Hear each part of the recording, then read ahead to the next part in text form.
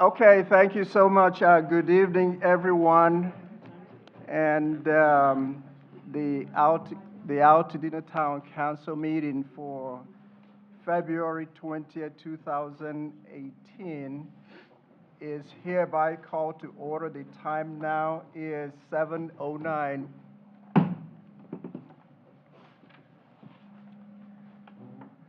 For the Pledge of Allegiance, tonight will be led by the Altadena Community School, and I will let Councilmember Matthews to give them proper introduction. Judy needs a mic. Yeah. It's working. Oh, now it is. Now it is. Go ahead. This evening, we are honored to have students from 3 of our local schools leading us in the Pledge of Allegiance. Aiden Jones and Orlando Waters of Alma Forte Public School.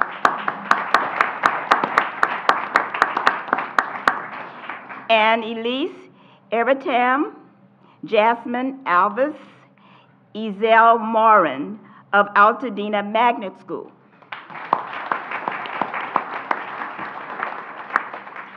And Vanessa Edwards and Finn Oliver of St. Mark's Episcopal School.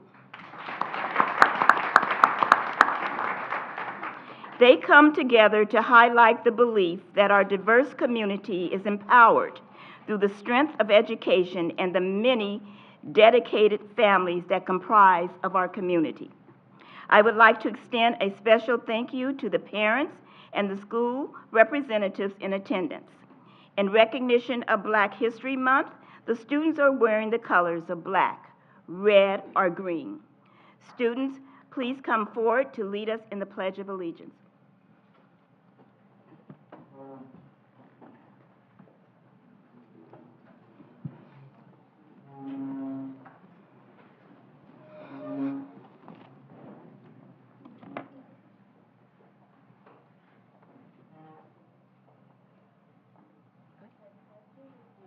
To the flag of the United States of America and to the republic for which it stands, one nation, under God, indivisible, with liberty and justice for all. You may be seated. Thank you all so much.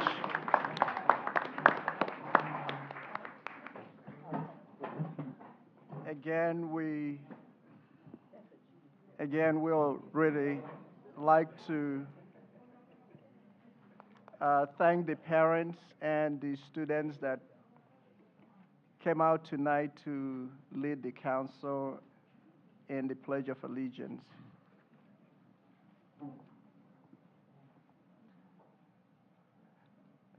A roll call by the recording secretary, Councilmember Matthews. Thank you, Chair Okorie. Good evening again, everyone. Council, please acknowledge your presence when your name is called. Nestor Torre. Present. Okorie Ezieme. Present. Veronica Jones. Victoria Knapp. Jennifer Lee. Jennifer Lee. Okay. Billy Malone. Present. Diane Marcussen. Judy Matthews present. Justin Robertson. Gloria Senyika. Patricia Sutherlen. Dr. Sandra Thomas. Okay. Sylvia Vega. John White. Dr. Reginald Wilkins. Dorothy Wong. We have a quorum of 15, 1 absent, and 1 person is on their way. Thank you. Thank you so much, Councilmember Matthews. Item number 1.3, and that will be the February 20, 2018 minutes. Meeting agenda.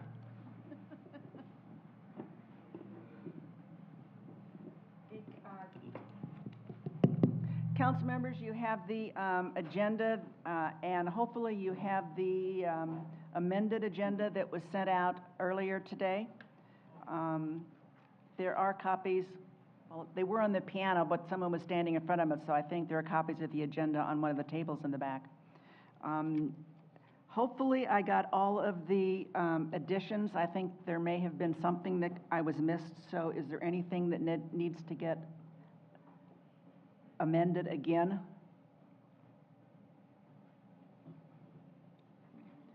Okay. In that case, I move that we accept the agenda as presented. Second. Okay, there is a motion to accept the agenda and properly seconded. All in favor? Aye. Anyone opposing? Okay, so that is the agenda for tonight. Thank you. As you can see, we have a very full agenda for tonight.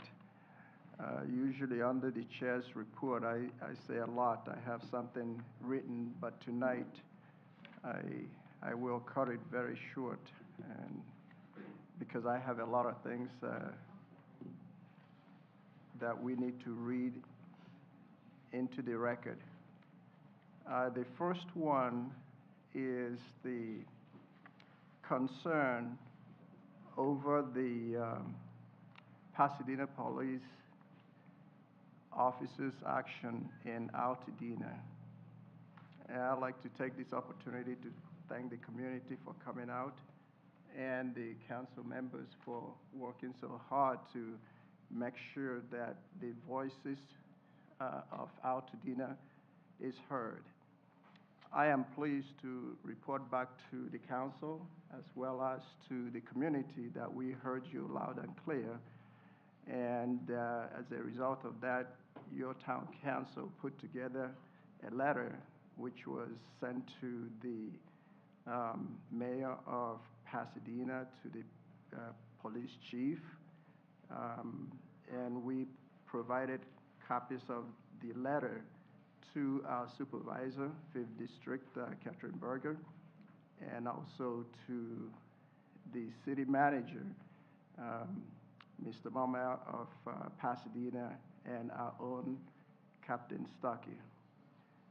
Just for the record, I know some people may not have access to all the media to get that information, so I like to read it. It's a little bit long, but just bear with me because I think this is very important for our community to assure you that your town council is working hard for the community. So here it is. It's addressed to the Honorable Terry Tonic, and also to the police chief, Chief Sanchez. And it says, Dear Mayor Tonic and Police Chief Sanchez, the November 9, 2017 traffic stop of Altadena resident Chris Ballou, which led to a beating and threat to his life at the hands of Pasadena police has outraged our community. This concern is exacerbated by the fact that he was stopped within the town limits of Altadena for driving with tinted windows and a missing front license plate. The members of the Altadena Town Council are writing to you to express the concerns of Altadena residents and to make several requests which were voiced at the January 16 Altadena Town Council meeting during public comment. Some residents stated that this incident points out the importance of the discussion both locally and nationally regarding the ongoing problem of police brutality and racist practices carried out by some law enforcement agencies. When it happens so close to home, it requires swift and decisive action. The Altadena Town Council, along with the residents we represent, will not tolerate brutality or racist practices by anyone, including law enforcement. Residents of Altadena have expressed their deep concern over this incident and about feeling unsafe with regards to potential interaction with Pasadena police officers in the area.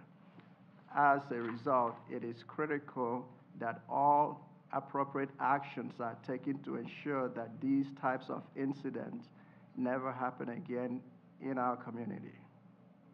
In an effort to uphold the safety and quality of life of each and every one of our Altadena residents, they have voiced the following request of the Pasadena Police Department.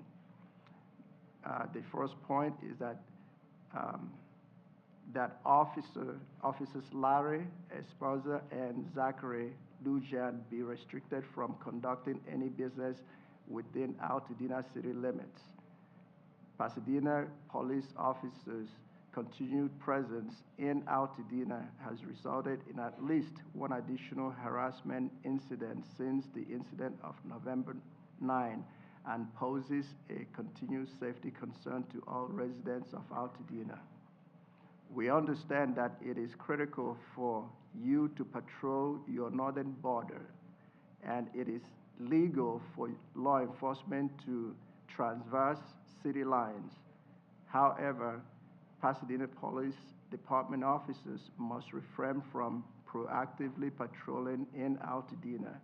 When required to cross town borders, PPD officers must be acutely aware that they have moved into Altadena and proceed accordingly. This incident has pointed out a lack of training that must be corrected, included in that training should be the fact that once in Altadena, PPD officers are in another town and should operationally have better, less heavy-handed practices wherever possible.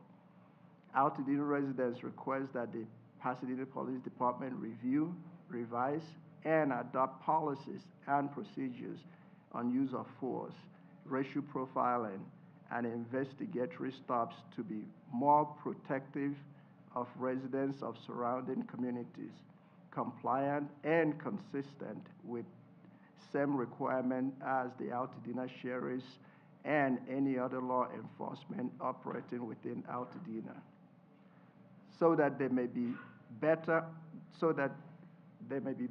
understood by the community. We request that any Pasadena Police Department policies or laws or state policies or agreements between police enforcement department that speaks to Pasadena officers' presence and scope outside of Pasadena city limits and or specifically in regards to within Altadena are shared with us. The Altadena Town Council would like to provide a forum for ongoing communication between the Altadena community and the Pasadena Police Department. Altadena enjoys an open dialogue with county sheriffs and California Highway Patrol, who provide a monthly report of activity at our Altadena Town Council meetings. We have found that over the years, this ongoing dialogue with the community has been an effective effort with extremely positive results. In the interest of improved relationship with the Pasadena Police Department, we will encourage you to voluntarily provide written reports of any Pasadena Police Department incidents and activities that occur within Altadena to the Altadena Town Council on a monthly basis, including the communication between the Pasadena Police Department and the Altadena residents. As a first step, and if at all possible, the community asks that all incidents, responses, detainments, tickets issued, arrests, and other incidents that have occurred within Altadena by Pasadena Police in the last year be compiled and reported back to the Altadena Town Council for dissemination into the community. We understand that the city is conducting an extensive investigation into this matter, and we request that Altadena be notified of any changes that come of that investigation The expectation is that out of this investigation, the Pasadena Police Department will adopt a corrective action plan. The Altadena Town Council requests that the Pasadena Police Department also share this plan with the Altadena community through the Altadena Town Council at a council meeting. Our communities are close neighbors, and our relationship is important. We shop, walk, play in each other's neighborhoods. Having a safe Pasadena and Altadena is beneficial to both communities. Altadena residents appreciate your swift response to this request.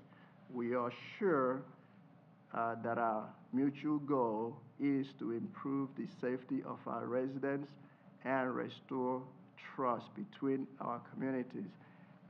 Sincerely, signed by myself, the chair of the Altadena Town Council. So,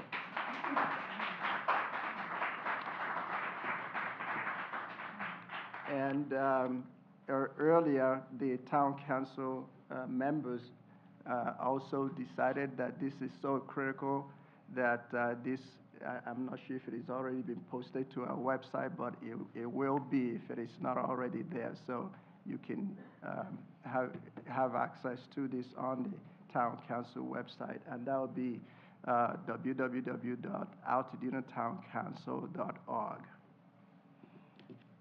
The other thing, again, bear with me. I know it's going to be a long evening. Hopefully, we can move it faster.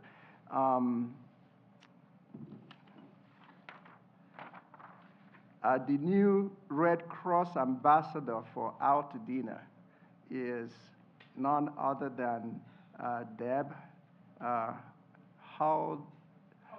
Halberstadt. So, and I'd like to us to give her a round of applause.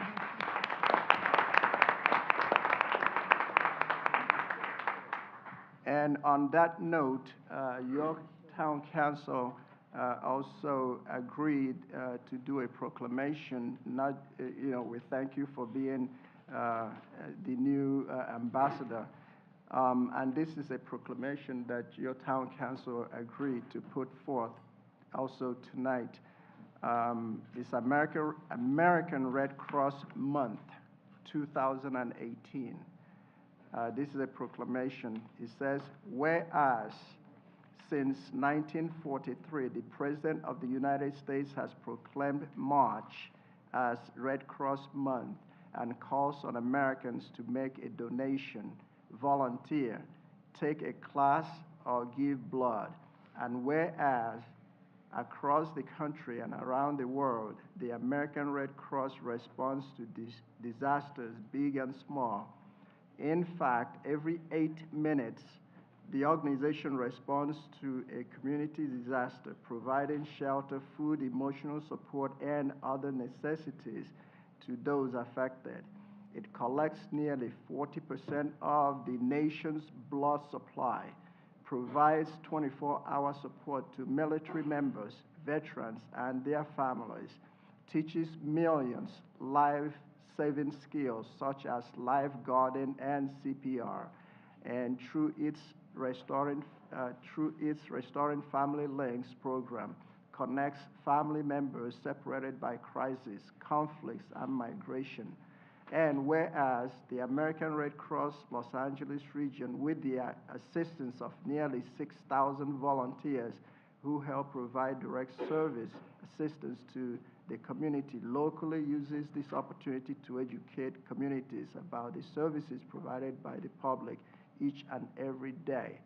And whereas in 2017, the American Red Cross Los Angeles region supported and responded to four of the year's largest and most complex disasters. This includes back-to-back hurricanes, Harvey, Irma, Maria, and the deadliest week of wildfires in California history, by mobilizing more than 300 trained local disaster volunteers and employees on nearly 500 deployments, sending over 8,000 shelter support materials and equipment, And whereas in 2017, the American Red Cross Los Angeles region provided disaster relief assistance to over 2,500 clients, of which 803 were children, by providing shelter, food, emotional support, and other necessities. Installed 13,933 free smoke alarms with the help of over 2,600 volunteers, and educated residents of 4,644 homes about the importance of fire safety. Taught preparedness education to 9,761 individuals, assisted 897 people with military family emergency communication requests, and provided nearly 31,000 hygiene items to veterans, including homeless veterans. Now and therefore be it resolved that by the adoption of this resolution, the Altadena Town Council, in recognition of the importance of volunteering, making a donation, taking a class, or giving blood, and does hereby proclaim the month of March to be American Red Cross Month, and urges all residents to show their support to the American Red Cross Los Angeles region. So, again, thank you all for indulging for a moment.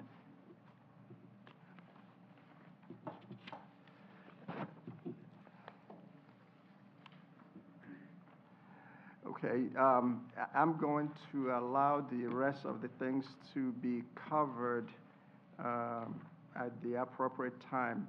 But let me say that the Get Healthy Altadena 2018 is very important. We want to be healthy. We know what the Red Cross is doing, but here there is your town council is helping provide free health screenings to anybody who wants to come out. It will be this Saturday. Kaiser, UCLA, USC, City of Hope, and others will be doing ultrasound of the heart, liver, kidney, blood, body mass index, a lot of tests. Please, we encourage you to get tested. Actually, I see in the back of the room, Mr. Morris. Mr. Morris, are you here? Would you like to speak for a second on that? And we will, when we get to that portion of the agenda, we will skip it because let's just take care of it right now.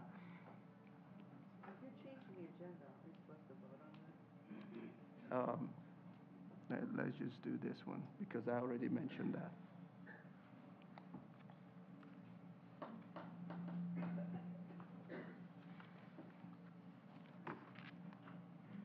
Thank you for letting me do this.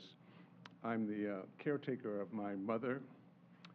She's 92 years old, and I hate to leave her home for any reasonable length of time. My name is Jim Morris, and I'll be as brief as I possibly can. We started Get Healthy Pasadena in 2011.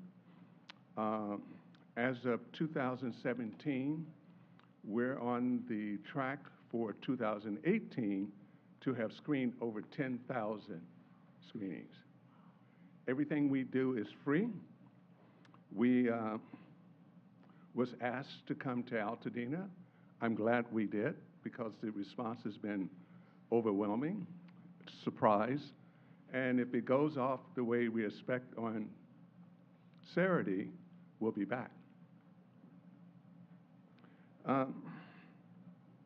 Some of the screenings that we're providing actually cost the patient, the insurer, out of their pocket, such as ultrasound. We're probably one of the very few organizations, private, nonprofit, that can do ultrasound. And our ultrasound consists of heart screening, carotid artery, liver, and kidney. In our 2017 program, We screened over 460. We had to turn away over 50 people. And we don't want to continue to do that, so we've given them larger quarters at PCC. That's pretty much it. We have a lot of local vendors that have participated. Just this week, we allowed Webster to come in, and we only have room for one more, and that's going to be the AARP. Okay?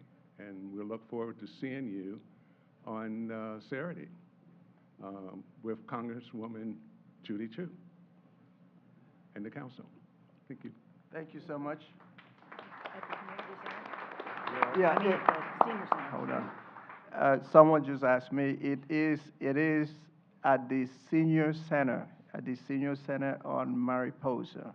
That's where the everything will be set up, the trucks and the ultrasounds, everything will be right there. You will also receive food too. So we encourage you to please come. This is for us here in Altadena, and we want it to be a success so that they can come again. All right, that should conclude it for me, and I'll turn it over to the vice chair.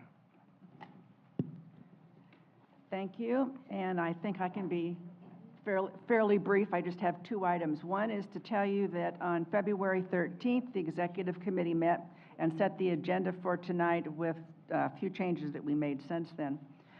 Copies of the agenda are in the back of the room. Also, there are public comment cards back there, so if you'd like to make public comment, would you please fill out one of the cards and bring them up to and give them to a council member at either end of the table. Just so that you know, tonight there are going to be 3 opportunities that you can make public comment. One would be for the in the general public comment, which is at its usual place right after public safety reports. That's general public comment. We have a special presentation on the New York Drive project from James Yang from Public Works, and you'll be able to make public comment on that if you'd like to. And the third item will be under the committee reports. Land Use Committee has an action item for the approval of the CUP to sell alcohol at the new or soon-to-be new grocery outlet in the old Ralph's store. So there's 3 different chances you'll have to make public comment. And just to remind you that we generally do not respond to public comment.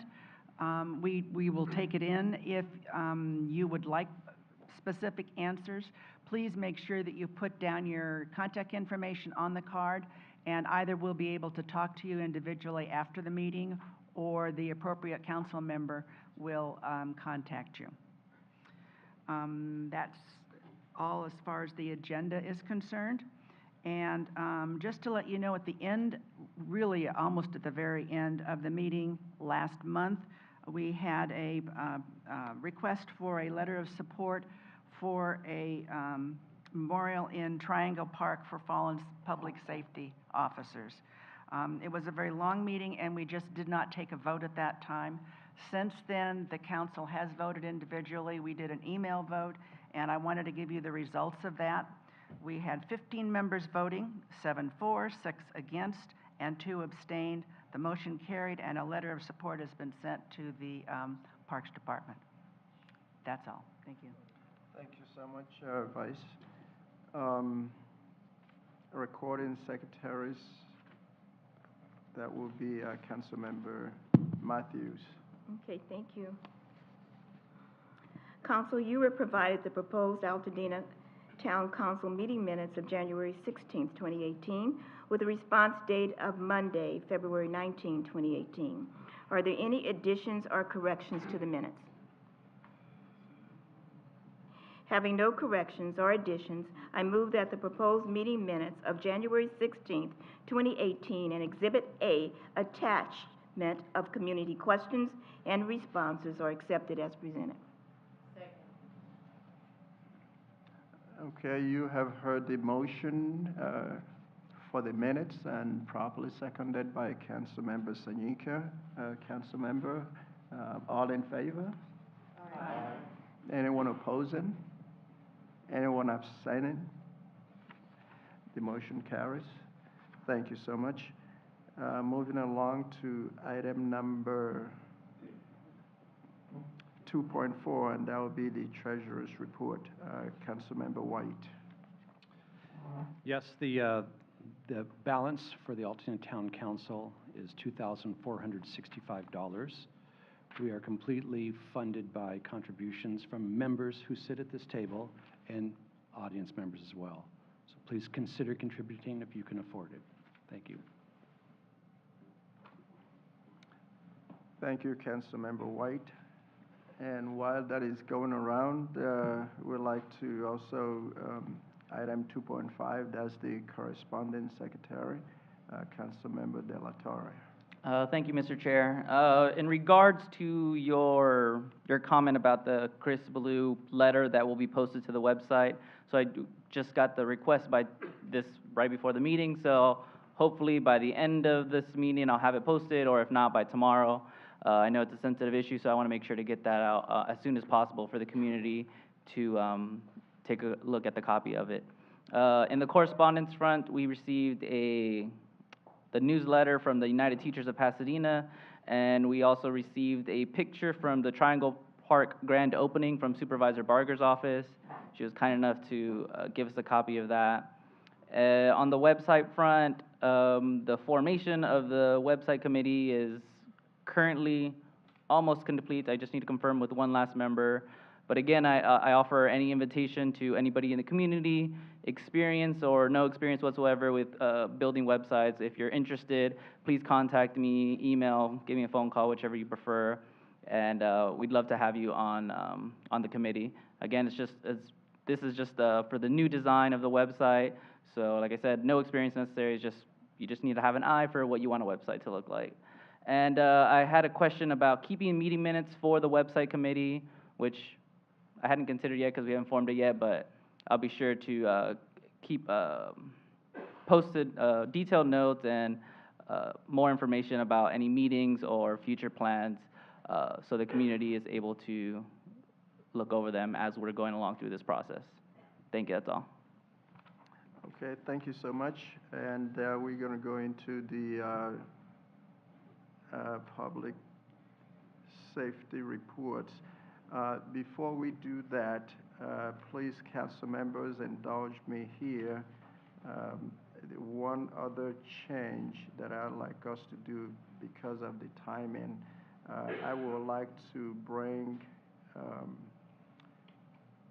the Assembly Member 41st District up at this time to introduce someone to us. So that would be Yolanda. Good evening. Thank you so much. I appreciate it. My name is Yolanda Riddle, and I am the current district director for Assembly Member Chris Holden of the 41st District. I'm here to introduce you to your new district director, as on March 2nd, I will be taking a different role within Mr. Holden's staff. And so this is Catherine Del Rosario, and I'll give her an opportunity to introduce herself. Thank you so much. Good evening, council members. Good evening, members of the community. My name is Catherine Del Rosario, and I am the upcoming district director, transitioning from Assemblymember Chris Holden's Capitol office. I started working with him on his legislative team since he was elected in 2012. And if any of you had a chance to come up to Sacramento, I may have been in there in that meeting with you. And I look forward to being planted here and to serving you all. Thank you. Thank you so much and welcome. Okay, CHP Officer Mike.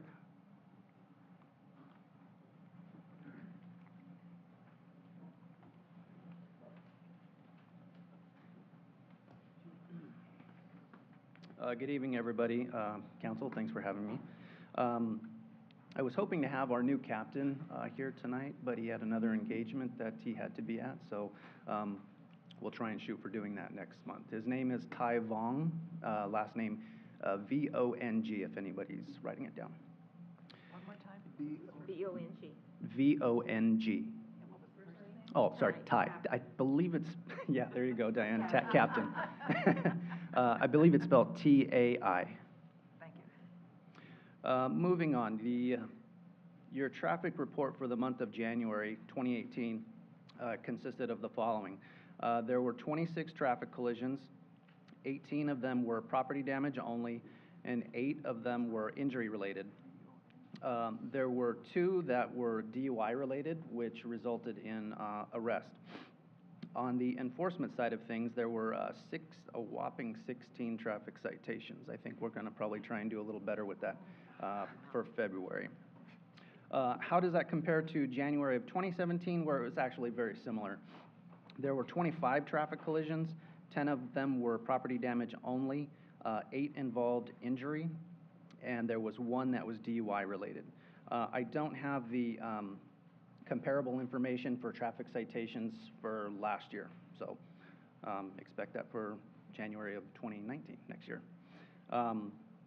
We just got a radar trailer back that was broken for several months, so I'm going to deploy that out to Maiden Lane in the Palm area to address some speeding concerns in that particular area. My partner this evening is Sergeant Amaya, and he has actually directed Officer Padden, who you guys probably remember from last month, to help me out with a lot of community complaint areas as far as speeding and just reckless driving. So Officer Padden's going to be helping me out a little bit more to deal with those complaint areas, and then also obviously just beef up general patrol. And that concludes everything that I brought this evening, unless anybody has any questions of me. Council members, any questions for Officer Mike? Thank you so much. Thanks, everybody. All right. Next, all right, it will be the Altadena Sheriff Station, and I believe Captain Stuckey is here. Good evening, Mr. Chair and members of the Town Council. I have your January 2018 crime stats. Overall, we had a decrease in crime for the month of January, which compared to the month of December, from 62 incidents to 49 incidents. Regarding Census Tract 4601, a decrease in overall crimes from 12 to 10. Census Tract 4602, crime decreased from 5 to 4, and there were no larceny, shoplifting, and no GTAs during that month.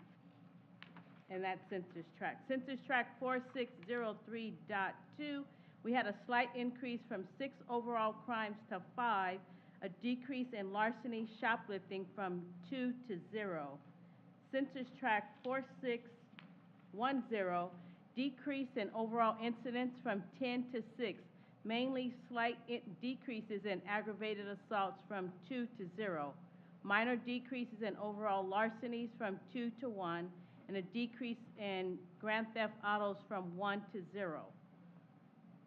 Census Tract 4611, we had an increase from 4 to 6, mainly due to an increase in, we had 2 strong armed robberies from 0 to 2, and an increase in residential burglaries from 0 to 2.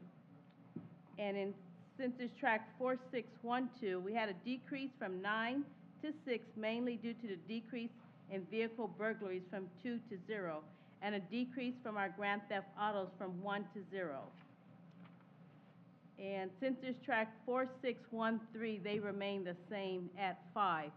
So as you can tell, we have had some decreases in our vehicle theft. So I thank everyone for maybe listening to us and locking your vehicles and not becoming a victim of a theft. So that completes my report. And always we ask, if you see something, say something by calling the Los Angeles County Sheriff's Department. Remember, just a couple of things that there's a lot of scams currently going on, and right now, many of us are thinking about filing our taxes. Remember that the IRS will not call you on the phone requesting payment, and they will always send you out a letter. The IRS will not deposit money to your account and then ask for you to have it returned. When in doubt, call the Sheriff's Department. The reason I bring that up is during the last month, I had 2 different citizens come to the station, and one lady said that the IRS called her and said that she had to put X amount of dollars onto a credit card. And thankfully, she stopped by the station before she went to the bank.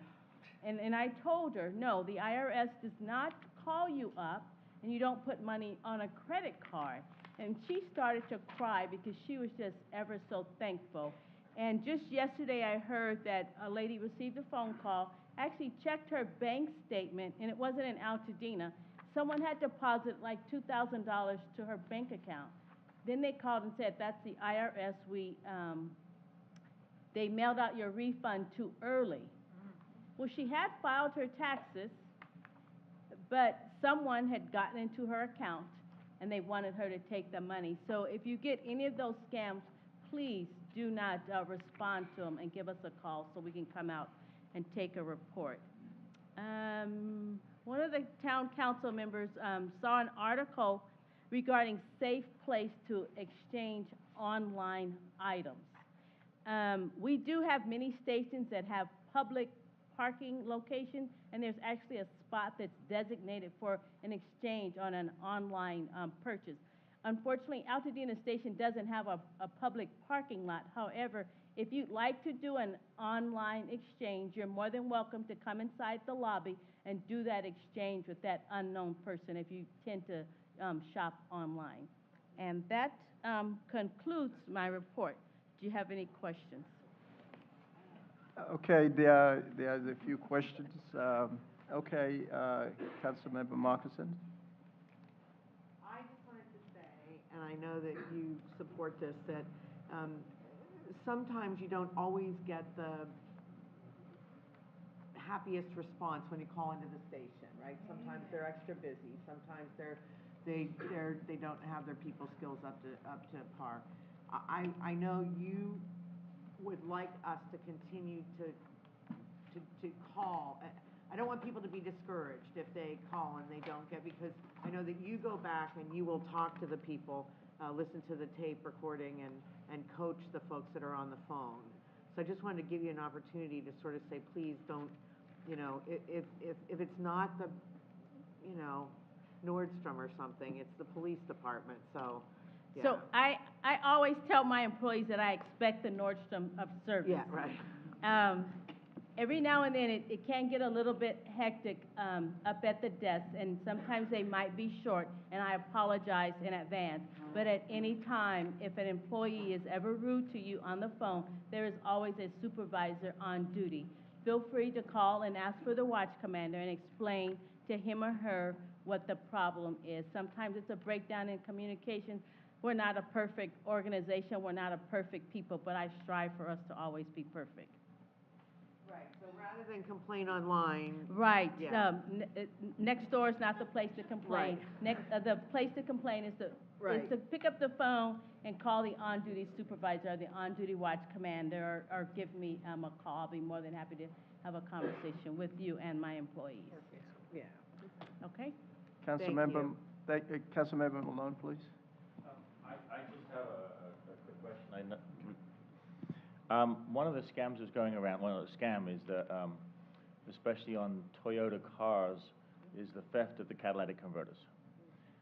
It's happened to my vehicle twice, the same vehicle, in recent years. But I just saw recently it's happening again in town. It sort of stopped. What can somebody do to protect it? The last one I heard of in town, the car was parked on the street under a light at a certain time of day. Is there something that somebody can do to protect their car from being hit like that? Park close to the curb, certain areas? So I'm going to tell you this because you have a garage. And a garage, believe it or not, is where we're supposed to park our vehicles. But we in California really don't. That is an easy crime. I hate to say it. But I would say to park your vehicle in your driveway or park it in your garage. And it's not just Toyotas, it's any vehicle that they can get to your catalytic converter quickly. So park your car in your garage or your driveway. Councilmember, I'll give you a note. The first time it happened to me, the next catalytic converter I had put on, I had them tack weld the bolts, so they couldn't take the bolts off. So they came and cut the exhaust pipe on both ends. So now I lost 3 parts of my manifold rather than just the one. So I'm sorry. it happens. Yes, it does. Yeah. okay, thank you. Councilmember De La Torre. Thank you. I had a question about the safe RX disposal at the sheriff's station. I heard that you might be taking away, or you would. I don't know. What's the status on that? So previously, we had 2 different drop boxes. One for needles, and then the other one was for prescription drugs. Unfortunately, when the needle drop-off was full, people were placing the needles in the prescription drop-off boxes. And when our personnel went to empty the prescription box, a couple of them, and I'm not saying it happened in Altadena, but we have them in all of our sheriff's stations, personnel were getting pricked. And when they get pricked, we have to do a report, and we have to actually notify Cal OSHA. And Cal OSHA says that only people that are licensed can pick up the needles. And we do have a licensed disposable company that picks up our needles, but people were placing the needles in the prescription box. So we had to remove the prescription drop-off boxes per Cal OSHA. So you'll have to check with a lot of your pharmacies. A lot of the pharmacies will take your expired medication, but you can no longer drop them off at Altadena Sheriff's Station. And periodically, we will have a drop-off, or we will have it for like a designated 3-hour period, maybe like once every quarter for prescription, because we'll have to collect them and then dispose of them right away. So yes, it was removed. Okay, Councilmember Jones. We now have the parking restriction on Wednesdays and Thursdays. And so there's a lot of emails going back and forth, and I think I sent you one regarding who patrols and who gives out tickets for cars parked during unauthorized times because of the street sweeping. So we have one parking enforcement officer for all of Altadena. He knows the different areas that are have parking restrictions, and he tries his hardest to try and hit everyone, but he can't be everywhere at all the time. I am diligently trying to get another parking enforcement officer for Altadena, and he or she will work on opposite ends of the week than our current parking enforcement officer. Thank you. Mm-hmm. Okay. Does it help you guys if they call and let them know that there's somebody parking illegally so that you... So you can call, if there's someone that's, a vehicle that's illegally parked, just give us a call for service, and we'll send the parking control officer out. Or if our personnel, our sworn personnel are not busy, we'll send them out also to issue parking citations. Now, don't get upset when you get a parking ticket, okay? Nobody likes a parking ticket. Okay, any other questions for the captain? All right, thank you so much. And one thing I didn't mention was we went to, are you going to cover that in your census tract, the recognition of Mr. Actually, I wasn't, because last month we announced that we were going. Okay. All right. Thank you for your involvement in the community and always willing to come out and recognize people in the community. Thank you so much. Okay. All right, moving on. Okay, county fire, and that will be Ms. Grycan.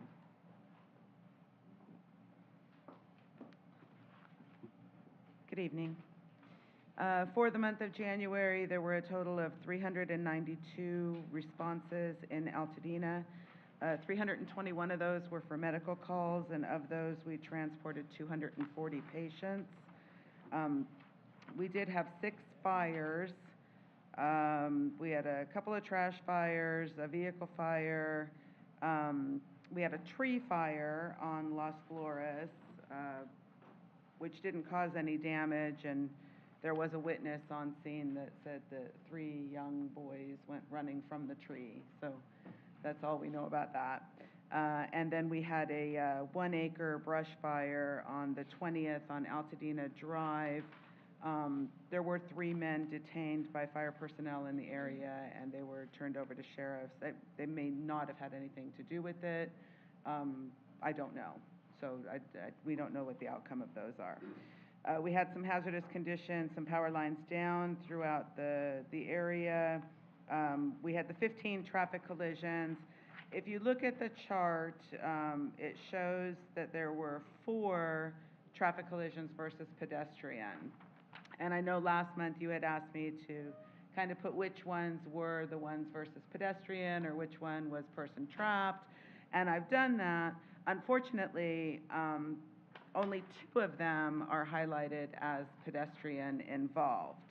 And they were both on January 10th, the one on Lincoln Avenue and the one on New York Drive.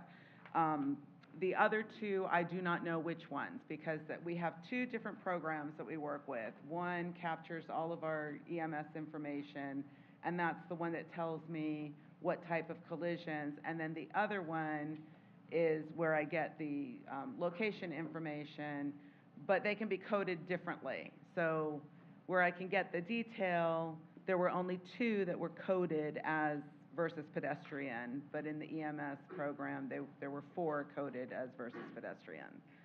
So there were 4. The EMS program is accurate, but they were not coded that way. So I don't know what the other 2 are that involve pedestrians. I am unable to add the census tract information. It just puts too much more time onto the report. So I apologize for that. And before the meeting, I was asked to, even though it will be on next month's report, the brush fire that we had yesterday. So before any of you ask, I came prepared. Cross it off. It was 1 acre in moderate fuels. They got a handle on it pretty quickly. No structures were threatened. And it was suspicious in nature, but not attributed to a homeless encampment. So that's about all I can give you on that one. Are there any questions? Councilmember Sutherlen. Oh, actually, let me add one thing, because I did talk to Captain Stuckey. They did determine that it was human caused, but most likely human error for the brush fire. So, Okay. Is that right, Captain? Yeah, okay. I just wondered, could I please get your email? My email, Address? and anybody can have it, I don't care. My name, Maria.Grycan at fire.lacounty.gov. Then I can also send you the agenda every month. I didn't have one so I could send you an agenda. I printed it from the website. Well, so I did, God but, bless your little heart. Yeah, I did do that, but thank you. I would appreciate it. That would be wonderful. Go ahead, Councilmember. Will you pass our thanks along to the firefighters from yesterday that really were on top of it, the helicopters that were flying down in there and dropping water. We really, thank you. It was way windy, and thank you so much. I will pass that along. Thank you. Thank you. Any further questions for LA County Fire? Thank you so much, and we love your report. Thanks. All right, moving forward to, CERT will not be here, so map your neighborhood. That would be, it will be Karen Gibson. You just never know who you're going to get, do you? Yeah, we never know. Keep you guessing.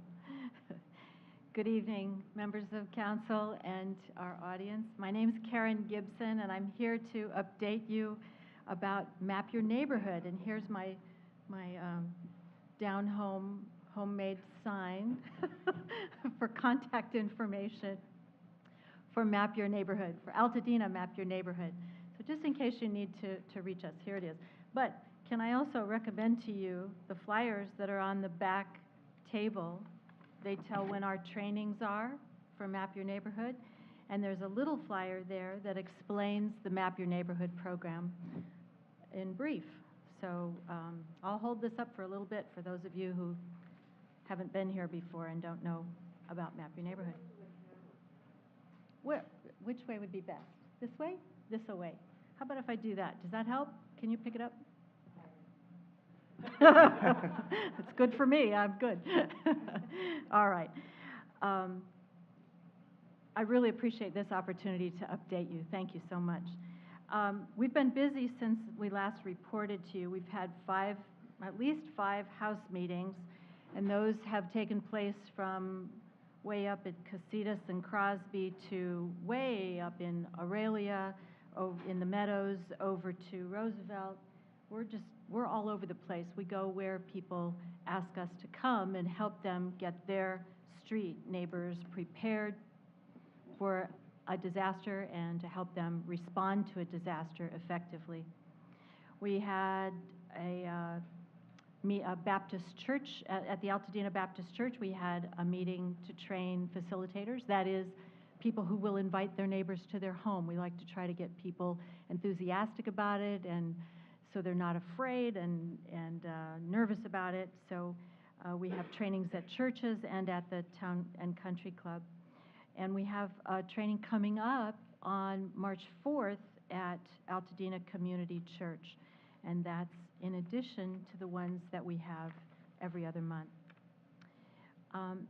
That brings us up to about 5.99% of our households here in Altadena, our 15,250 households.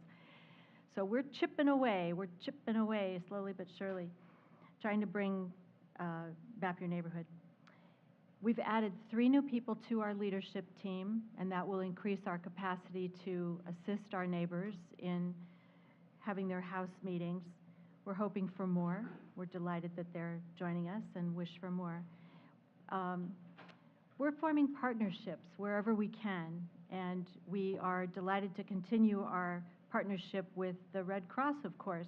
And Deb Halberstadt, along with Holly Runberg, are going to be working that March 4th church training. So Deb is fully enmeshed in Map Your Neighborhood too, as well as being Red Cross ambassador. I'm looking for a supplier, a place where we can house disaster supplies right here in Altadena. We lost our little store at Rosemead and Del Mar, so we're trying to get a place up here. And I got a line on a place, but I'm not going to tell you about it yet. I hope that's to come.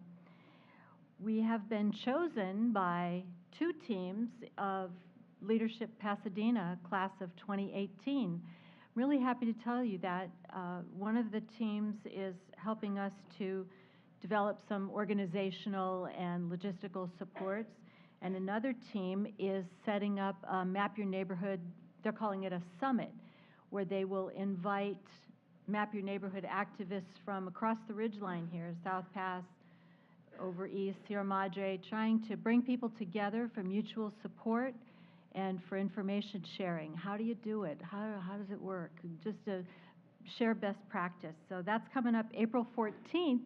Guess where it's going to be? Our very own library up in Altadena. So that's a good news for all of us. Let's see. I appreciate the continuing support and commitment of town council members.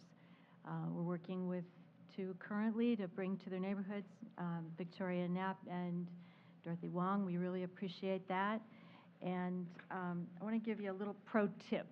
When you get home tonight, I want you to put a sturdy pair of shoes under your bed, those that you would like to have under your bed if you had to have a fast response to a disaster like an earthquake, where there's broken glass on the floor.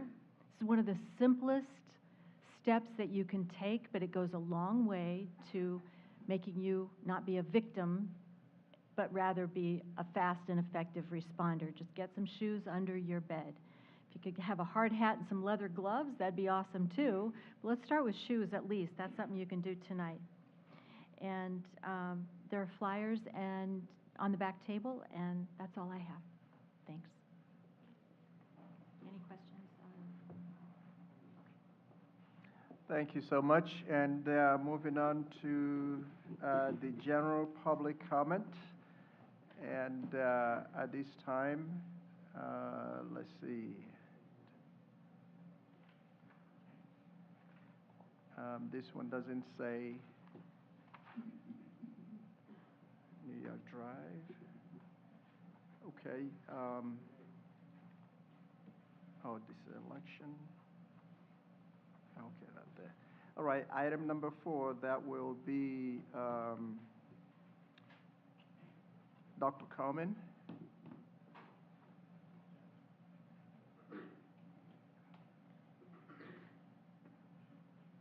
Good evening, council members. I just wanted to thank you all for sending such a strong letter to the mayor of Pasadena and the captain of the Pasadena Police Department.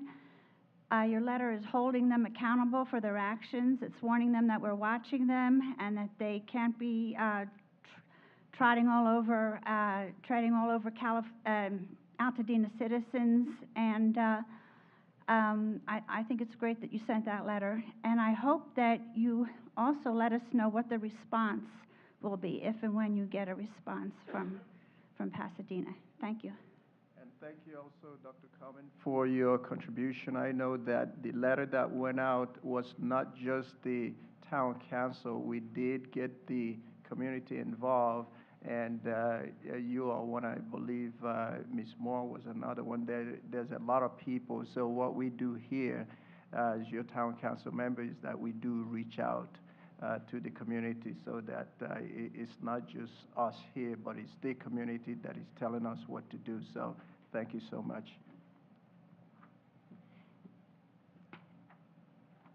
All right, special presentations. By the way, these other ones that I have, they are not general public comment. Is yours, Nicole? Okay. All right. I see here, but it just says upcoming town council election. Okay, I see that. Police violence. Okay.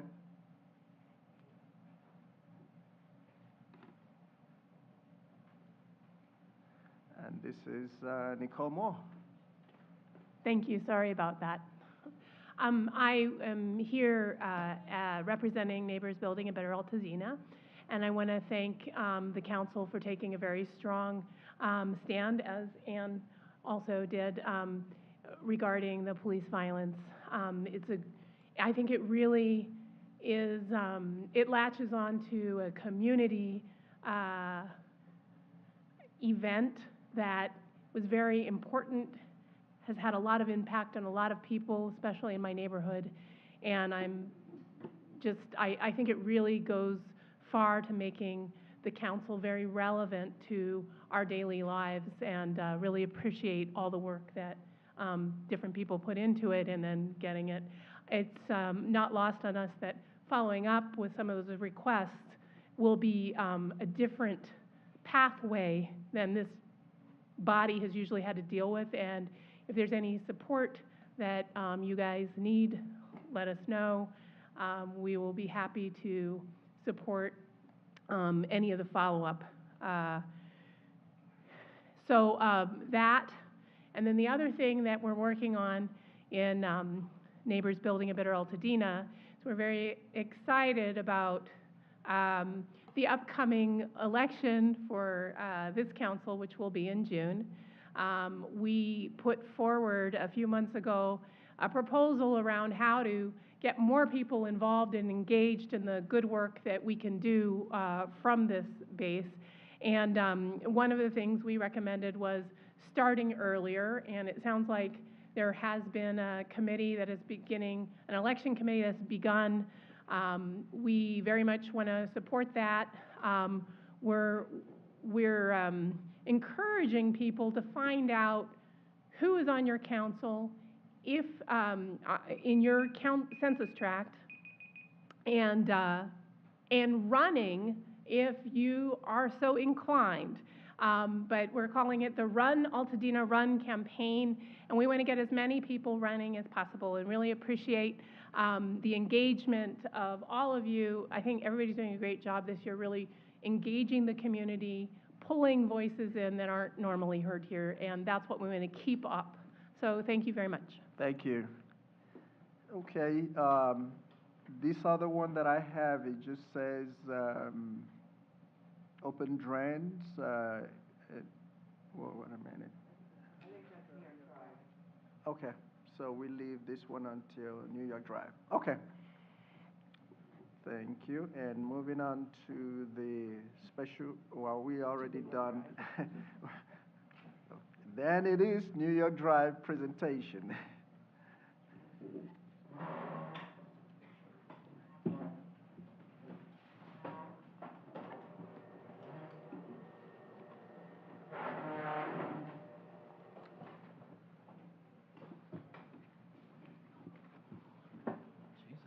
Drive you off No, from we're your going to seat. the back so we can see. Is it 'Cause something it's I too- said? no, I've just started talking. No, we're going so we can see, that's all.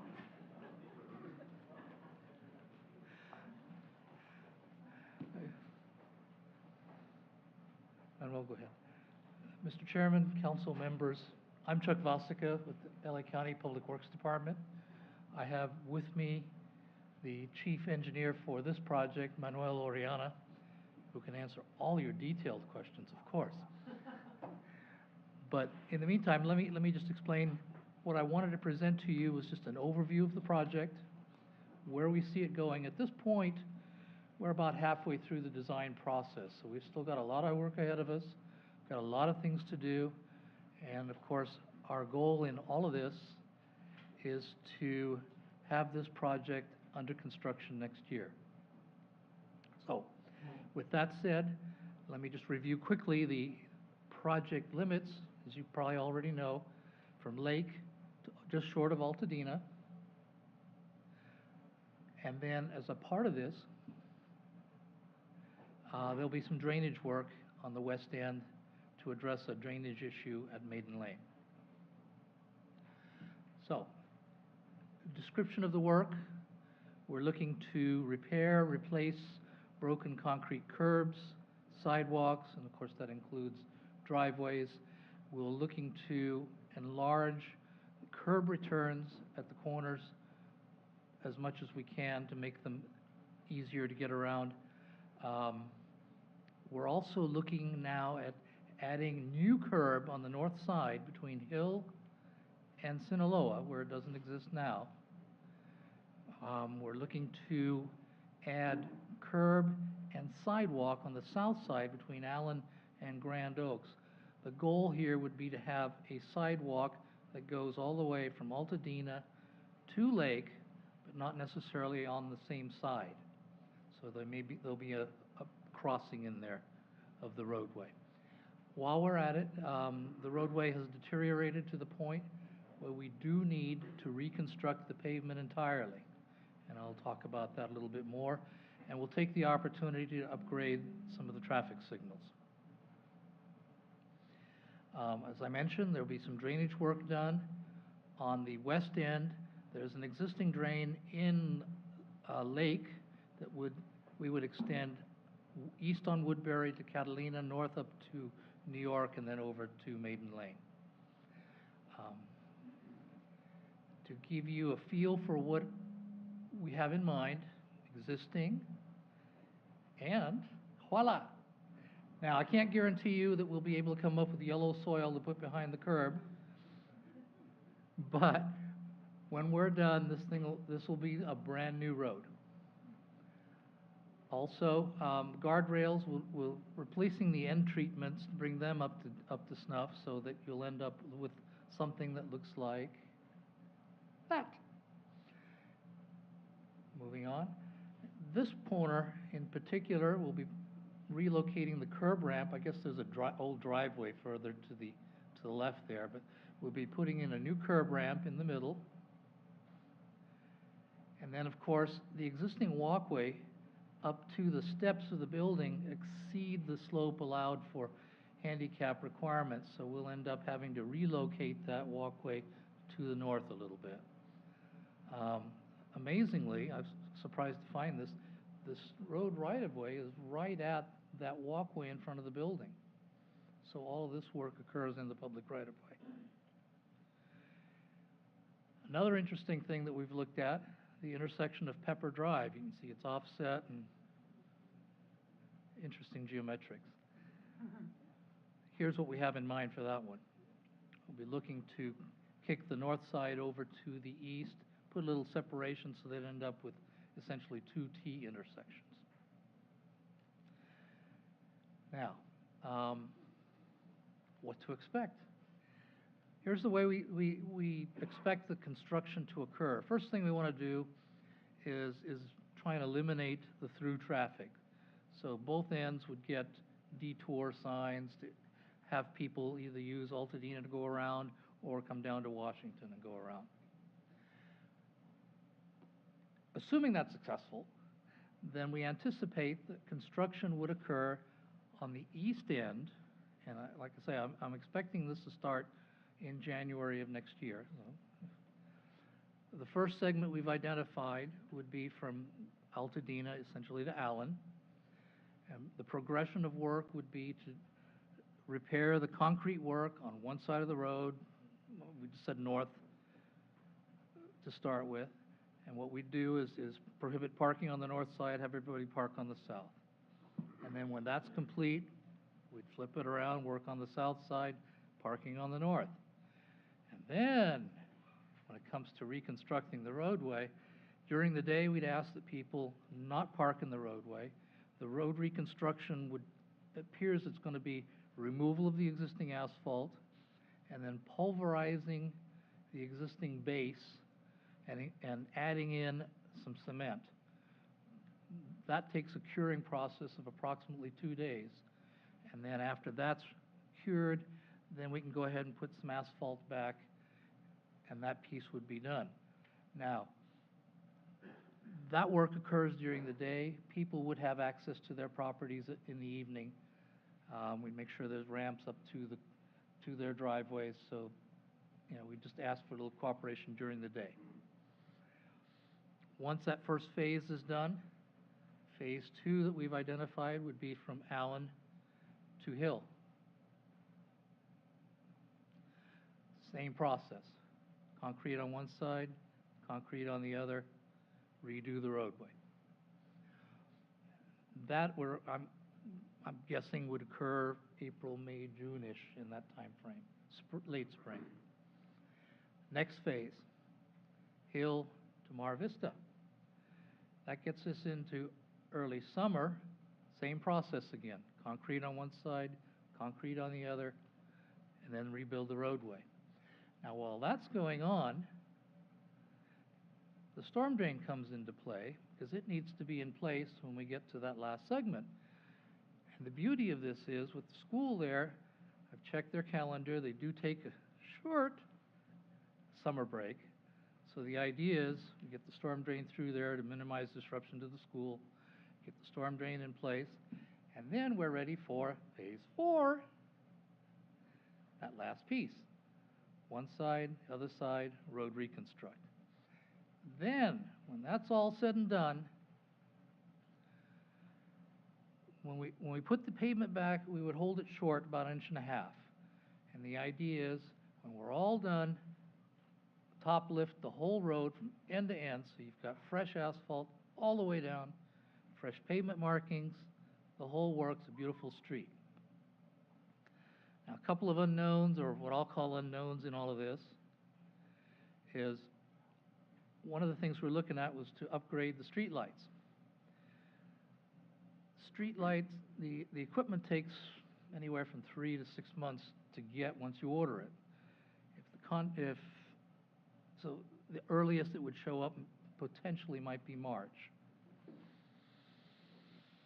And then the big question in my mind is, would the contractor want to put the signals in ahead of the concrete work, or wait till the concrete curbs are in and then put the foundations in and work around that?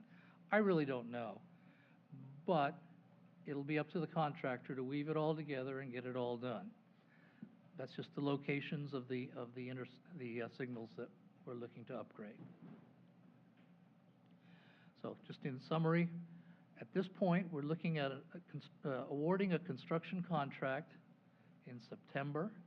The contractor's move-in period would be November, December, with the goal of starting construction January of next year and being complete by the end of the year. So with that, I'd love to take any questions. Oh my goodness. Granny, start it all.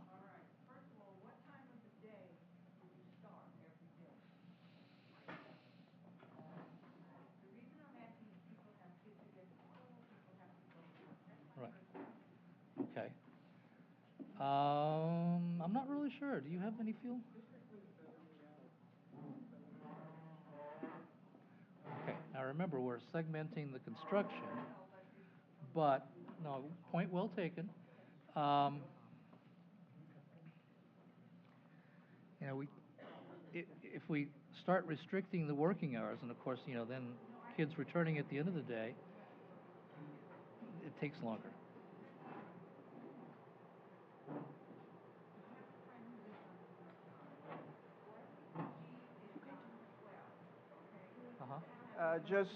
Just one moment. There's a way that we operate here. I'm sorry. Sorry about that. You're done with the presentation, so the next thing that we'd like to do is to have any member of the council that have any questions, and then we can get questions from the community. Right, on the public comments. Okay, so hold on one moment. Is there anyone who wants to speak on this? We would like to take the card right now, please. If you have questions or you want, yes. Yes.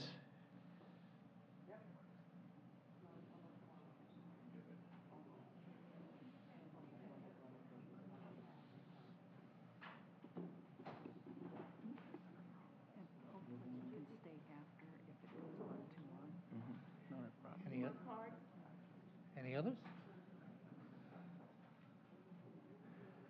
Okay, we can start addressing the questions until, you know, when people are ready, so.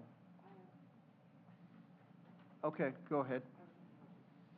Hi, I'm part of the area that, you know, part of the census tracts that the road will go through. Thank you. I don't expect that you're going to come back in January and say, okay, here we are, this is what we're doing, right? Can we get sort of periodic updates about how you're doing, what the change in plans are? You're looking at light changes, you know, the traffic light changes, and I'm thinking maybe some other design changes, I'm not sure. Or Sure. At least keep in touch with the census tract people that it goes through their area. What would be the town council's preference? I'd be happy to come back perhaps at the end of design, maybe while it's being bid, or maybe after the bids have been open, and I can say that,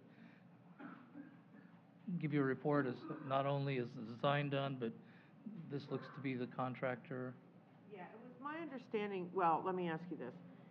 Are you guys going to be doing some sort of additional communication to the people that actually live on New York Drive, explaining all of the plans and the schedule and all of that? The letter that we got wasn't very informative. Or do you want me to work offline with whoever it is? I don't know if it's you or whoever it is. I'll be happy to have an offline conversation about what Sure. we need to do to communicate with the residents. Sure. Please. Yeah. I mean, I personally had a situation on New York Drive where I was at a residence in the in the driveway before they shut down the road for, the New York Drive repave. So I came in and thought nothing was going on, there were no trucks around, I was at the residence, I left, and by the time I left, when I turned out, because I didn't know where I was going, I just turned down the road, and all I found was asphalt trucks, and, I was stuck. So I think that, you know, it's great that you're gonna let people back in their houses and stuff, but I just think it's really important. I'm a project manager by, profession, so I would be more than happy to talk that Please. through with you. Be happy to have. Yeah, okay. That's all, I just wanted to, yeah. Okay, thank you so much. I do have quite a few comment cards. Okay. What we're going to do is I'll call them, they'll ask their questions, and if you don't mind, I know this is just an update, and if need be, they can either communicate to you directly or communicate through their representatives in that area that are covered by the project. And at some other point, after you have additional updates, we would like for you to at least let the community know what that is. Okay. So having said that, I would like to start with the... Yes. So, okay. Okay, not a problem. So, starting with the council, we already had the first person, so Council Member Vega. Charles, can I get a copy of that map that you had of New York and Pepper, the before and the after? Yeah, Of course. we need to see that. And actually, if it We would. need to have a conversation about that. Okay. Yeah. All right. I was going to offer if I.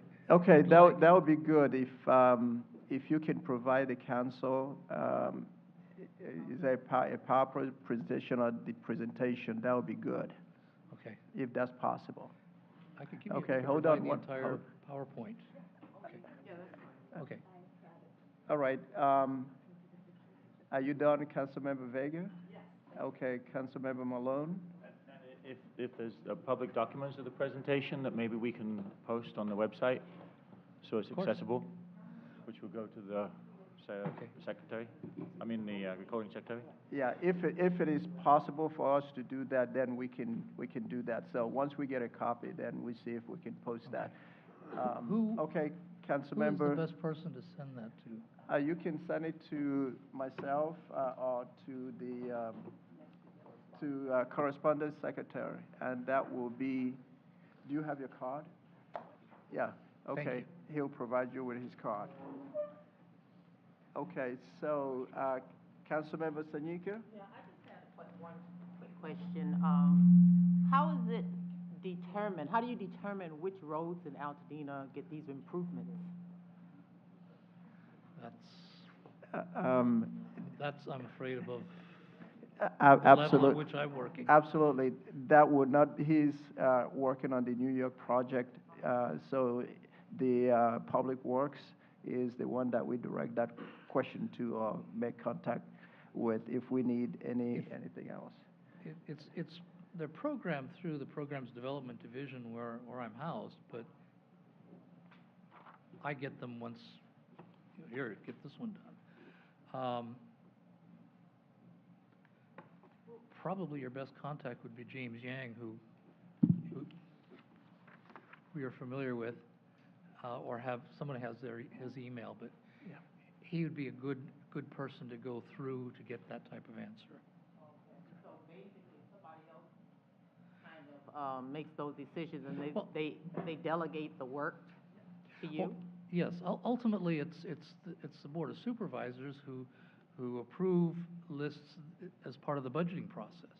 And once a project is budgeted, then it's up to staff to implement it and deliver it. Okay, Councilmember Matthews? I will share the link with council that was provided to me from Mr. Yang. I was the one that communicated with him. Perfect. Okay. Yes, and I'll share the information. I have 2 links, and you can review the links, and you'll know, it'll tell you about scheduling and all that. Councilmember White, thank you. Yes, can you speak to the upgraded signals? What specifically are they, and what does that include? Wouldn't you know my weakness? From what I understand, these existing signals are not the most advanced technologically. The replacements, from what I've heard, I mean, it would be a complete redo. From what I understand, the one thing I remember of all of that is loops in the street would be replaced by video detectors, so that you'd have video detection on the signals. I'm sure the lights or the lamps would become LED for energy efficiency, that type of thing. Crosswalks spec'd with flashing lights for the crosswalks where they have to transition from one side of New York Avenue to the other? Yes. Are there signals at those crosswalks? Are you sure? No, they will be. With the lights Yes, across the the- ground? Oh, no, just the little pedestrian head. Oh, all right. On the So are poles. there crosswalks in locations where there are not traffic signals? He said lights. You remember? I believe there are. There are? Oh, I see. And my question goes to that. Are there lights embedded in the pavement for That's those what he crosswalks? No. Not at Why this is time. that? That's what he asked. That would be a question for the traffic engineers. Yeah, John, I'll go find out exactly what the details are, if that's okay.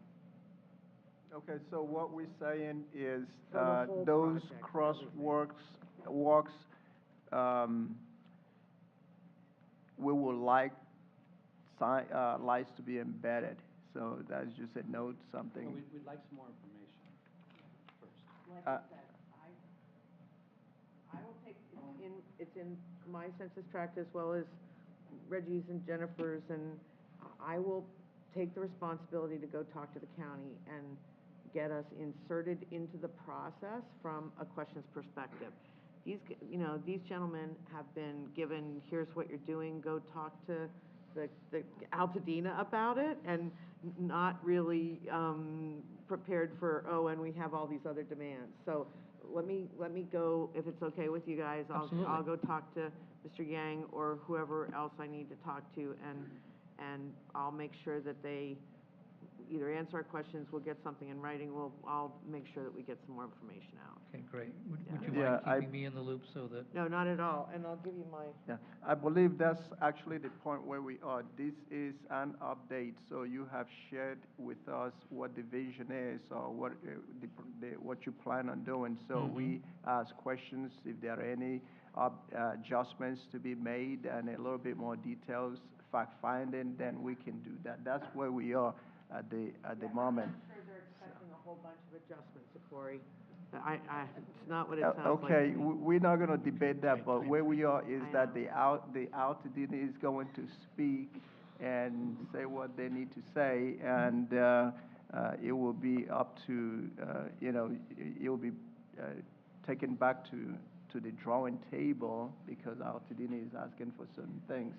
But that's, we accept what you offered, which is to lead and get the information in there, get a little bit more information back to the council and also to the community. We have a lot of cards that and questions from the community. We just want to make sure that everyone is heard, whether it will be taken care of or not.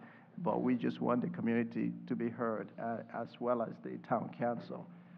And Okorie, if you want to give me the public comment cards, then I'll make sure that I get the right questions to the right people. I will do so. Okay. Hold on one moment. Let's just take this one at a time. You do want to speak, right? But hold on. Councilmember Wong, please. Hi, yes. Hi. How are you? Great. So again, this is obviously a concern for the residents who live along the street. But this is also, New York Drive is also part of the bicycle master plan for Los Angeles County, and there's a lot of work being done, Altadena Drive and Washington, and New York is a street that bicyclists use, so I understand bike lanes are not going to go in. Right. is there a change to the width of the road at all, or going to be done, so it'll be the same width, pretty much? Okay. I mean, that, changing the width has some pretty severe consequences. To the people whose front yards you would take. Yeah, I'm just asking. I'm not asking for more. I'm just Yeah, no, asking if there's no. going to be a change. No, our plan right now is to essentially just restore the road to the width that it Because I know it can be a exists. challenge for, again, based on the speed that's going to travel down New York Drive. My experience, aside from, you know, now the road will be smooth, Right, but trash days, a big concern. People need to put their trash cans out. And then it is a bike route, so there will be bicyclists and trash cans and cars, so something to think about. I've had people take side view mirrors off of cars, quite frankly, in front of a house that I have there. I'll have the conversation. Okay. Here's what we need to know. We need to know which side of the street, where the sidewalks are gonna be, where the changes are gonna be, piece by piece by piece. And because I don't know if they're adding sidewalks, whose front yard they're taking, whose parking maybe they're taking. I think that we need to know inch by inch what's gonna happen on the street. Be So happy to do that. that's what I'll get for everybody. Okay. Okay, Councilmember De La Torre. Thank you. Diane, thank you for offering your expertise, and I know you have much of it to, if people have any questions. But to you, I'm asking, will there be in the future some type of public comment period, or who can citizens, if they wanted to, address their concerns about this project to? Or questions they may have about the project, I should say, too. Well, to be honest, I had envisioned working with the council as that interface.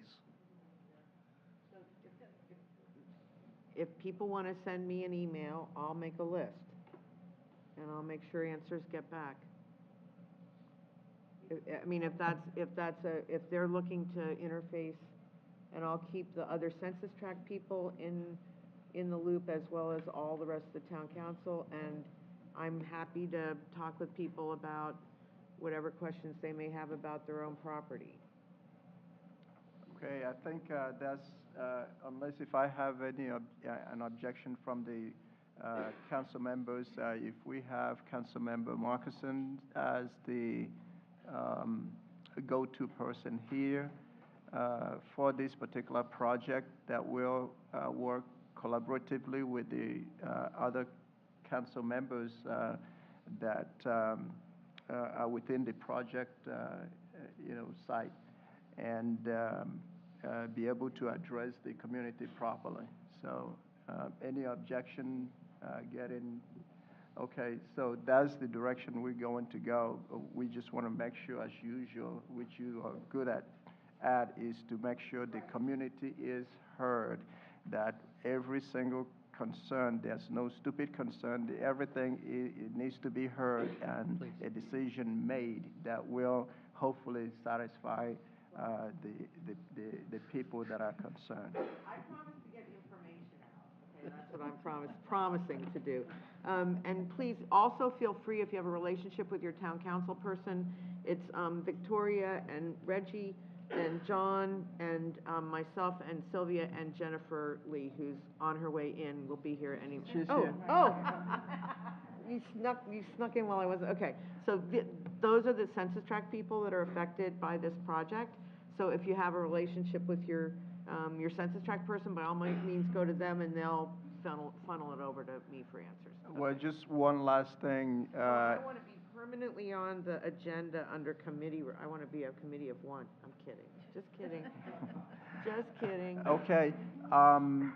I know that, with all due respect, this has to do with specific census tract, but New York Drive is really Altadena.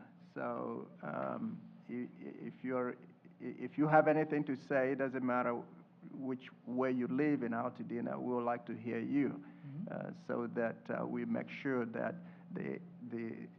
now that we're getting a brand new street, that it is done very well for us Altadenans to enjoy. Okay, so That's certainly our goal. I'm hoping that we can get through this. I wouldn't want to cut anyone very short. Can you please stay around Absolutely. after the official meeting so that if there are any other questions, you can address that? This will not end today, for sure. There will be other opportunity to come back to the council, I hope, so that the community can participate, or maybe have a non-council public forum. I don't know. I'll turn it over to Councilmember Marcussen if that is something that can be arranged so that the community can interact If that's the freely. desire of the committee, certainly. Okay, so having said that, the council, please, let's hear the questions from the community so that we can move on forward. There was already someone speaking, so I'd like to have Mr. Carr speak. Okay, here's the other two parts of my question. Okay. I have a friend who's on New York Drive who's quite ill. Mhm. You know, and periodically has to have seen by ambulance. Once the road is started to be, you know, broken up, how are you gonna get emergency vehicles? For emergency situations, the construction division personnel and the contractor are all instructed, drop everything, make it happen. Okay, the third part is, will the contractor, whoever it is, be hiring local?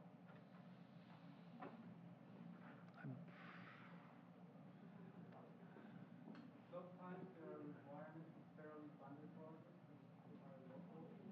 These projects, Excuse me, there was a question, and we do have cards here. When it's your turn, please, you speak. So right now, finish.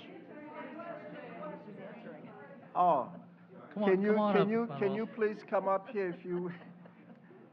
Sorry about that. I thought it was somebody behind you. This is Manuel Oriana, our Okay, Manuel. chief engineer. All right, come on. Yes, I was just saying that for federally funded projects, sometimes there's a requirement to hire local folks. I'm not so sure about the requirement for this project. I don't think this is a fairly funded project, it's not. but we will look into it and we'll get back to council on that. Everyone wants to hear the answers, not just the council. Well, but we will get it, okay, we don't want to public comment. I've said 5 times tonight that I promise that I will get the information out to the community. So, anything I get, any information I get, and we're making notes of all of these things that need answered, we'll get the information out to the community. Okay, correct me if I heard incorrectly. Someone was asking if you're going to hire locals. Was that the question? Okay, so I just want to make sure I get the question right. Okay. All right, and okay, so moving on to Michael. Michael. Now, I'm sorry to interrupt, but can these guys go sit down so that the public comment people can come up and give public comment at the podium? Well, we can just step back, they can make their comment, and we can step up and answer it. But we don't answer we're not answering really? public comment, correct? Okay, can we please get Michael to come on? Well, just a simple question. I have a sense it's not answerable at this point anyway, because it was more specific to what's happening right in front of my house. So I just figured that Council Marcussen Right. take care of that one. Yes. So I'll. Thank you so much. But I'll publish all the questions. I promise I will get all the information out to everybody. Okay. It's about sidewalk between certain streets. John Crommelin? Oh, Crommelin. So we have pictures of what it's gonna look like, but we don't know how far from the center of the street we're gonna go to the north side to start the curve. We don't know that yet? We do have a dimension from the center line. Yeah, it's approximately 17 feet, about 17 feet from the center line to the curb. And that curb will then align with curb to the west, right? And the east. Right. 17 feet, curve starts. How far then to the sidewalk? On the north side, you're talking about Yes. over Sinaloa to, Yeah, between Sinaloa but there's no sidewalk, there's no sidewalk proposed in that reach. With this, just the curb. In that part where there's no curb. Built up and then like filled in with dirt? With that yellow dirt, yes. And I like yellow. I can't guarantee the color, though. All right, so a curb's going up and then it'll be filled with dirt. Yes. Whatever level. Right. And a future project could be a sidewalk or not. Okay, Melody. Who determines what sidewalks are repaired and repairable? And also, why do we just resurface New York Drive? 6 months ago or a year ago. Had to live through that and then we have to. If I may, let me take that in reverse order. The repair work that was done just last year, as my understanding, was intense maintenance. And it was intent was to essentially make the road survive until we can do this construction project this coming year. Now, in terms of which sidewalks will be replaced, actually just about all of it, to be honest. The majority of the existing sidewalk will be repaired. One thing we don't like to do is to do a lot of patchwork. So if we find within a block, more than 50% of the sidewalk is damaged, they will replace the whole thing. It doesn't look good to have a lot of patchwork. Rose West.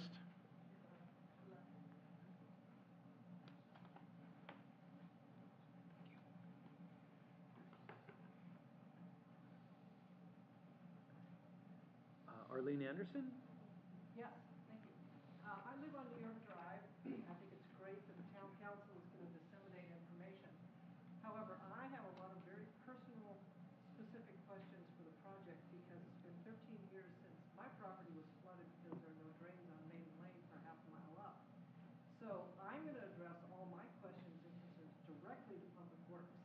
And I want to encourage everybody who lives on New York Drive to do the same.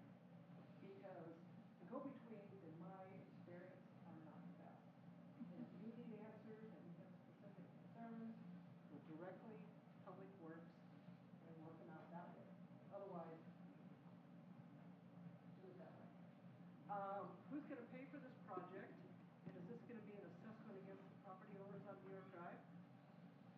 No, it's my understanding it's been budgeted through the county's budget, Public Works budget. It's a budgeted project, and I'm not sure the funding. It's, I think, local, one of the gas tax or something. And lastly, No assessments. will there be a regrading of the road in this project? Yes. Because water comes from the north side of New York Drive, across the middle of the street, up my driveway, which is on the south side, into my pool. I don't like that. But also all the Maiden Lane comes down and floods my house. Right, I understand. So you live just at the T intersection of Maiden and New York Drive? Yeah. Okay. Yeah. But your storm drain is gonna be on the west side of the street.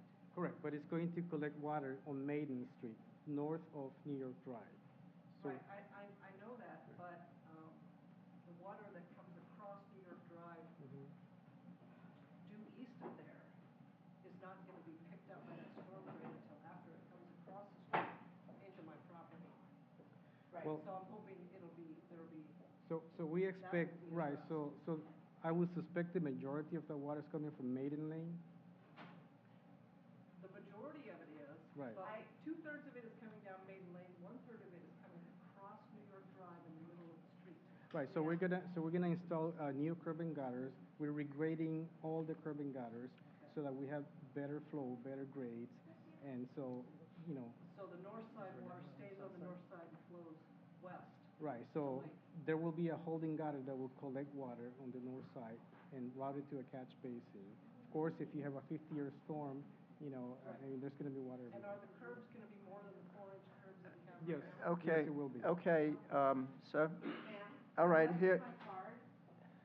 I left you my card. If you give me your address, I'll make sure that we get it looked at. Thank you. I will be addressing the road. she made it clear, so that is fine. Hold on. Where is this? Right, there's a, I'll, Ty, please. Who is Ty? Okay, please. I was wondering, is there any data showing the need for reconfiguring Pepper and yes. I mean, it doesn't look pretty. They- Planners like to have perpendicular intersections. It's- But I've been a planner for 35 years, and that looks like a nightmare to me. People going around the corner and having two car lanes, and they have to stop and wait for it to stop in order to continue southward on Pepper. And likewise, turning north from North Pepper, trying to go around and continue north on Pepper. It looks like a nightmare. It works now. We're gonna talk to Public Works about it. There's actually been, there was a complaint about Pepper years and years and years ago. The county has been working, quite frankly, for a few years to try to figure out what to do with Pepper. It's, if you're coming south on Pepper and trying to go across to the street, it's crazy scary. So, but we'll see what we'll look at the solution and see about, you're right, it seems weird. We'll find out about it. It'd be interesting to know if there's any accident data or anything like that. I think there is, but remember, and I know I'm not supposed to be having this conversation, but Altadena is complaint driven. We all know that, right? So they got a complaint about it years ago. And so they're looking to try to solve that problem. And we'll ask, CHP, those guys left, but we'll ask them if there's traffic data. Yeah, we went out, I know, they were trying to do it years ago. Okay, Different solution.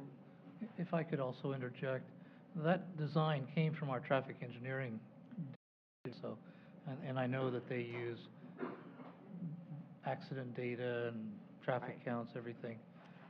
Yeah, I understand. They had a different solution years ago. Sylvia and I went out and stood in the street while they showed us where it was gonna go. It's different than that, but we'll see. Okay. Okay, the next person I believe is Shady. Shady. Thank you. Thank you guys for doing the presentation. It was very nice, very pretty. But one thing I can say, to eliminate all the traffic on New York I like Drive the and old one. Pepper, change the speed. Right now, between Midlothian and Pepper, the street is not smooth, but people speed up. And Yeah, they don't really. when the trucks are going by, my whole house is just shattered because they're speeding. Right now it's 35. I've been fighting for this for past 26 years that I've been on New York Drive.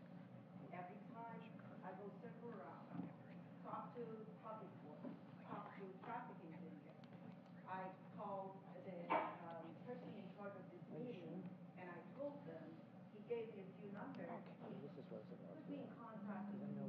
They called me, and I told them, basically they told me, stop us. You did not do anything about that. As Councilwoman said about the bike route, by all means, the bikers can come over, can go on New York Drive. We wake up early in the morning because they're yelling and speaking. That's fine.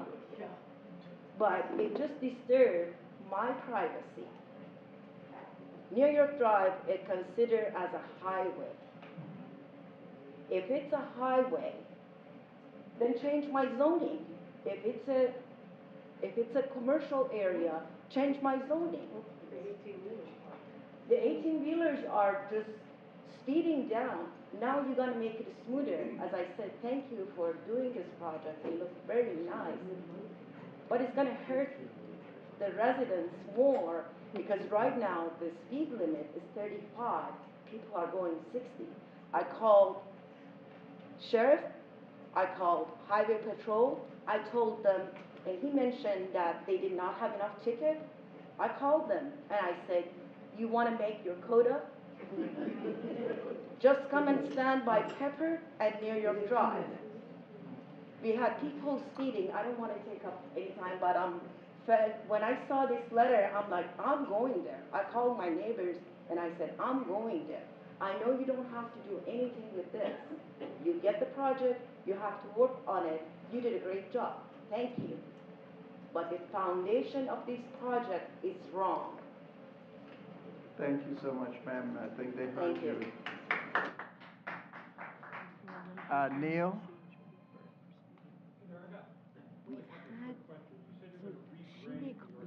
Taking it down to the road bed, as opposed to the patchwork that was done last year. Also, as a practical matter, being a public works project, I saw the timeline, but as a practical matter, when is this really going to be completed on time in 11 months, or what sort of overages would you expect? Tell the truth. Time-wise. Well, Daly, that's who we at this, Not any rain, but you know. sure. Well, I mean, rain delays are acceptable within construction works. At this time, we think 11 months is a reasonable time to complete it. I mean, we could put any time limit that we want, and all the It's only impact you money. see is in the price. Yeah, it's only money. Contractors could do it in half the time, but it's gonna cost you one heck of a lot more. So our construction folks have basically said 11 months is a reasonable time for this work to be completed.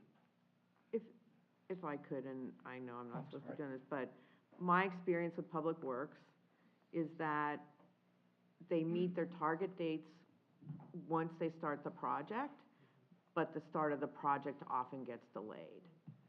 So that's my experience, right? When they said that I think they said that it would take 10 weeks, was it 10 weeks to do the New York Drive resurfacing, or 8 weeks, something like that. They met that target date. They were finished on time. So that's, my experience is that they may not start in January. So we've been waiting for monument signs for 18 months. Those are coming. Those are coming in March now, yes. So I'm just saying, right, once they assign the contractor and they start the project, they usually are on time, my experience, so. And finally, one brief thing about traffic flow. I too would like to get a better look at what's planned for Pepper there. Did I notice that there's no stop sign for southbound traffic on Pepper? No, we Oh, don't. okay. I just may have overlooked it. But I will Maybe you're say, hoping. I don't know how many years ago it was, 10 or 12 years ago, when you totally redid Altadena Drive.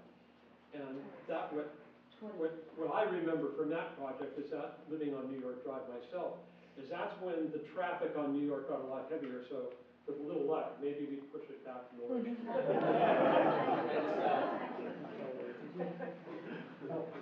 Okay, David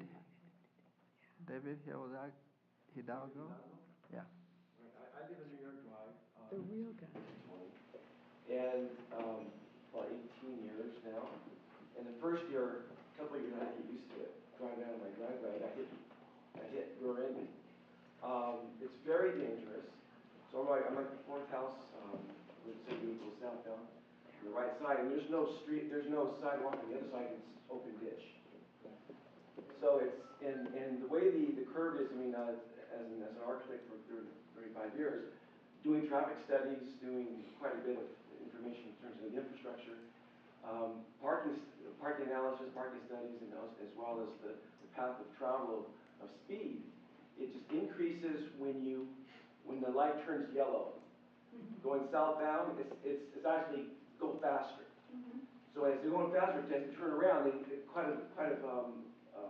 I'm sure there's quite a few histories. I hear the wrecks on the guardrails. Right at that point where you have that basically wishbone. You either go to the left down New York Drive on the left side, you go down the right New York Drive, which is the fast side. So speed bumps, something to slow down the traffic is probably the most important thing in that street. And also, I do feel for the bicyclists. In the morning, when I go really early in the morning, when I go surfing, I see the bicycles coming up. I'm afraid of them. They're going to get hit. Because on going north or going I would say west, there's no room for anybody on that street. Especially when we have our trash cans have to come out on Wednesday night, Thursday night.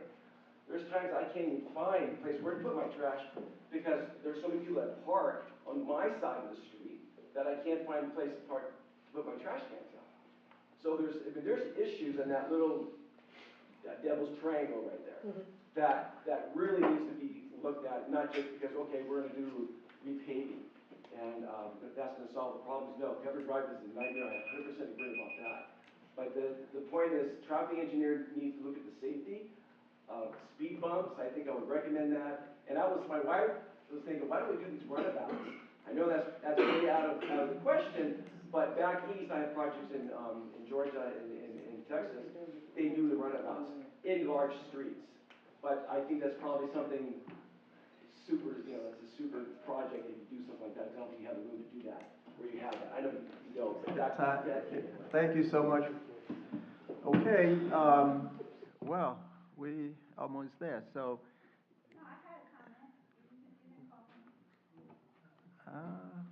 Well, I didn't have, well, come right on. Yeah, you can. So, Oh, yeah. council members,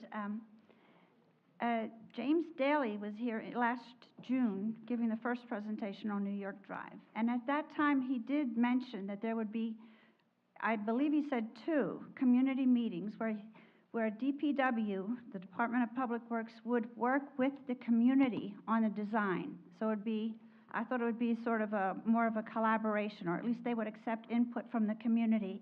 And I'm glad that Councilwoman Marcussen is going to work on getting such a meeting going, because what we need is a forum. I'm so glad this is not counting as that community meeting, because we need an hour or 2 of focus just on this problem, and we need to have a lot more give and take and questions answered. Okay, so I'm glad that's going to happen, and yeah, I have a few other points to make. This redo of New York Drive, it's nice that they're redoing it, and you're going to repave it. It's going to look beautiful. You're going to make a continuous sidewalk on one side of the street. That's great. But this is an opportunity to really make a big change and not like be cautious about it. Why not a sidewalks on both sides of the street? That is a very fast street, and it's going to be fast with a smooth surface. Pedestrians now can't walk. I'm a dog walker, and I've tried walking in that neighborhood, and you just, when you come to New York Drive, you turn around. There's no way to walk on New York Drive, right, in some parts of it, especially over there where it's headed towards Altadena Drive. I think when you have streets like Altadena Drive and New York Drive, you need to think about pedestrians, other users of the street. Like this woman said, it's being used as a highway. It's all for cars, focused on cars, as pedestrians take their chances, or they get pushed off onto other streets, and bicyclists have to take their chances.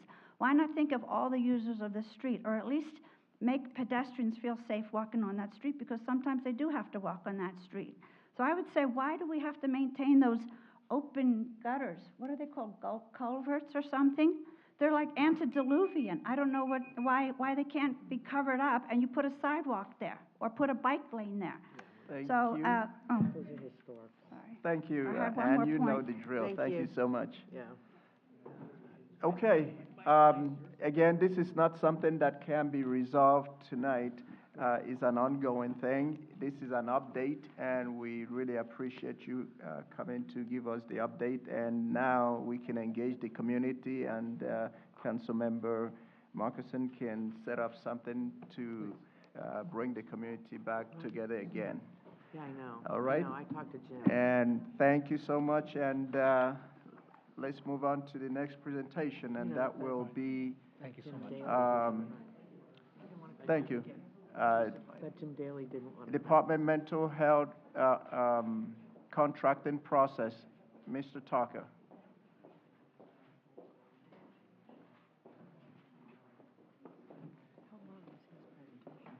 Good evening, Altadena Town Council. My name is Tim Tucker. I'm the Executive Director, CEO for Born Inc., a residential treatment center for children in Altadena area. I'm with Adrian Bugarin, who is my... Oh, you can't hear me? Oh, okay, I'm tall, so everybody else... Again, Tim Tucker from Born Inc., residential treatment center. I'm here with Adrian Bugarin, who is my mental health and STRIPS counsel. We've come here today to talk about the proposals for our new treatment programs for Born Inc. called STRIPS. It's Short-Term Residential Treatment Program. Right now, Born Inc. has 4 group homes in Altadena area. We treat clients from the ages of 6 years old all the way up to 19. 2 of these will be converted into existing residential group homes to strip facilities in the current locations. That's one on Monte Rosa and Santa Anita, and then also we have a corporate office here on a 2235 North Lake. We will contract with the Department of Children and Family Services and the Department of Probation, provide services for youth referred by these entities. Services include therapeutic services, behavioral services, counseling, recreation, tutoring, life skills. When the strips, upon becoming a strip facility, Born Inc. will provide thorough direct staff assessments, individual and group therapy, case management, psychiatry, and psychological testing of its youth residents. The other part of this thing is that we are going to be using local vendors and providing employment for Altadena people that are in need of jobs. We have maintained contact with the Department of Mental Health and the Department of Children and Family Services and Probation regarding the upcoming proposed changes. I've been in this field for a long time. I was a supervisor at 5 Acres and then a director at Hathaway Sycamores. Took over in 2009 the Born Inc. just to make it better. I'm about kids. Some people might recognize the name Tim Tucker. I was the head basketball coach at Pasadena High School for 18 years, and I'm now the president head coach at Maranatha. So I'm about kids, and this is where we want to take away the word group homes, because it's a negative thing on these kids, and we try to make things better for these kids, that we want them to know that they're loved and appreciated and that they're not to be feared. We want to get that stigma out the way. So we do a lot more in pouring into our kids. We counsel, extra counseling. We make sure they're in activities. We make sure they're supervised. We provide more training for our staff workers. And with this move, we will provide more safety for the Altadena area. Any questions, anything? Okay, council, any questions from council? Or are you done? Okay. Councilmember White? Yes. Thank you for coming out. Could you repeat the location of these 2 group homes which will be converted? Okay. One is on Monte Rosa, 3656 Monte Rosa, which is at the very, very top, actually right on the mountain of Monte Rosa. Okay. And 2980 Santa Anita. 2980. And tell me, what is the capacity of each of those? 6 kids. And 6 kids total? Total, yeah. Plus, 6 in each home. 6 in each home. 6 plus staff. Correct. Right. And They're how many? already currently operating as group home, they're just being upgraded to short-term. So there's no change in capacity, there's no No. change in No. staffing? No. Okay, thank you. And 6 bedrooms by right. Okay, Councilmember Knapp? Good evening, thanks for coming out. Just quickly, can you repeat what the acronym stands for, the STRTP? Oh, it's right there, short term, it's right underneath. Oh, there it is. Yeah. Thank you. And so they won't be there as long. Right now, the range is probably anywhere from 8 months to a year. It'll be more like, 4 to 6 months. The conversion to the strip really provides a more intensive level of treatment. So the idea is that children get better faster, are able to return to their communities and their homes faster. Any other questions from council? Just to make it clear to all of us, the reason why they're here is because the county requires any provider of such services or who wants to get into the short-term residential treatment program to communicate with the community where they want to locate. And they have to demonstrate that they have done that for the county to consider them expanding the existing services to a short-term residential treatment program facility. Okay. Who at the county Who at the county you're working with? Oh, It must be in regional planning? no, it's Diana Flag and contracts, and our LPA is Miss Griffin. Okay. Okay. I'll call you later. Okay. And then also, on the address below is the lake address. We do have plenty of job opportunities. We welcome anybody to come in. If we have people with resumes or just needing jobs to get started out, we go anywhere from just high school graduates all the way to people with masters as far as providing services and teaching. It's great for anyone who's interested in a career in behavioral health care to get that first experience in working with youth, providing care. Any further questions from council? Have these houses had any problems the way they are today? No, we've been there since 2005. Okay. You know, normal teenage stuff, but nothing major. Okay. It's Great. Thank you. Okay. Thank you so much. Thank you. It's been a long night. Moving on to the Land Use Committee. committee report, land use. Councilmember Marcussen? Okay. I am going to hand this over to Reggie Wilkins and Jennifer Lee, who's not here. He's right there. I said who's now here.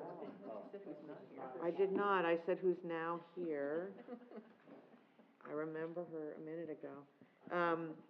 The Land Use Committee met 2 weeks ago here in this building at 7 p.m. and voted to recommend approval of the project. But Reggie, are you going to be the presenter? Doug is not here. This microphone. No, Doug left, yeah. Jennifer, I can just start by. Oh, go ahead. I can just start by saying a few things. So, Okay. The grocery outlet, issue was, I felt, dealt with as far as the conditions that were brought up by, the issues and concerns that were brought up by neighbors and Elliott Middle School and Montecedro, and that all of these concerns were, the due diligence was quite thorough, and that I was particularly pleased to see that Elliott Middle School's deep concerns about alcohol sales were dealt with, that the alcohol is down the aisle in sight of cashiers, and that the alcohol sales issues, concerns by Elliott were exactly the same as with Aldi's. So it's basically like they took the Aldi's issues and they dealt with every single issue we had with Aldi's. And that was quite thorough, including the shelf space for the alcohol not to exceed 10%. Issues around lighting were dealt with, the neighbors that were concerned about spillage of light, that all the lights are going to be hooded. Issues around transients, and were dealt with security cameras, extra security cameras, and it was also noted that the fears of transients were also, it's a countywide problem, that it's not just directed at grocery outlet. That residents seemed to be thoroughly surveyed, and that their major concerns were dealt with as far as noise from deliveries, and that the conditions are that the deliveries are between 7 a.m. and 10 p.m. But they were definitely, I could just see through the due diligence. I was quite pleased to see that everybody's concerns were taken very seriously. And that is my understanding as well. And attempts were made to reach out to community members who had concerns, and emails and calls weren't returned. And so I think the team did a pretty good job of just channeling and understanding the position of the community for this project. And it met criteria that Ralph's in the past had. So I think that's why the Land Use Committee recommended that it be approved, the CUP.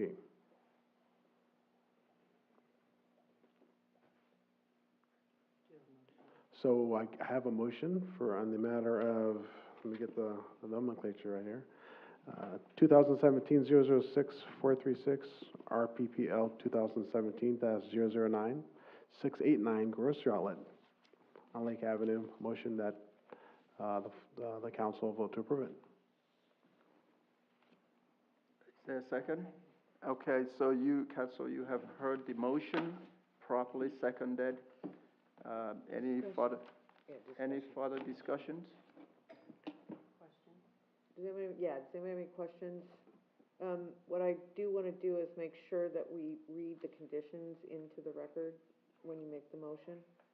So you have the list of all the conditions? I have the list, the recommended conditions, it's a long list. I know, but. I can read this. Are there any questions before I'm going to read these conditions into the motion? Right. Okay, so, motion was read. And here are the conditions. And the conditions, here we go. All litter and trash shall be collected regularly from the premises and adjacent right-of-way. Trash cans shall be provided and emptied regularly at the entrances of the building. The permittee shall provide adequate lighting to the satisfaction of the director above all entrances and exits to the premises.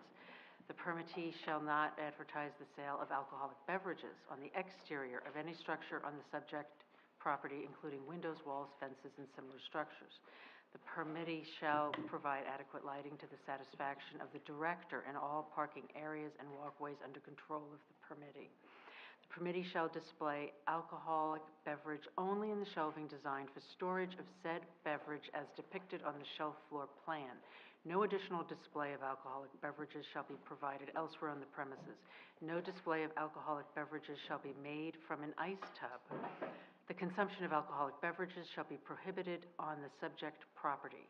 The permittee shall post signage prohibiting consumption of alcoholic beverages on the premises, on the exit doors, the exterior walls, and in the parking lot areas. There shall be no wine, with the exception of wine coolers, sold in containers of less than 375 milliliters. No miniatures of any type may be sold. Wine coolers shall not be sold in less than 4-pack quantities. Burglary and robbery alarms shall be installed inside the market. Shelf space for display of alcoholic beverages shall never exceed 10% of the store's shelf space. The beer in containers of 16 ounces or less shall not be sold by single container, but must be sold in manufacturer prepackaged multi-unit quantities. The permittee shall post signs on the coolers and cashier station stating the selling of single containers of beer is prohibited. Malt beverages, beer, ale, stout, and malt liquors shall not be sold in a bottle or container greater than 750 milliliters or 25.4 ounces. The permittee shall install and maintain a closed-circuit video monitoring and recording system with cameras located throughout the property, including a view of the alcoholic beverage display area, entrances, sides of the building, and parking lot areas. The video monitoring system shall be available on-site for regional planning staff to verify its functionality. On-site recycling for glass, plastic, aluminum should be provided. If not provided, signage directing customers to the closest recycling facility should be clearly posted. Delivery should be between the hours of 7 a.m. and 10 p.m. to mitigate noise issues.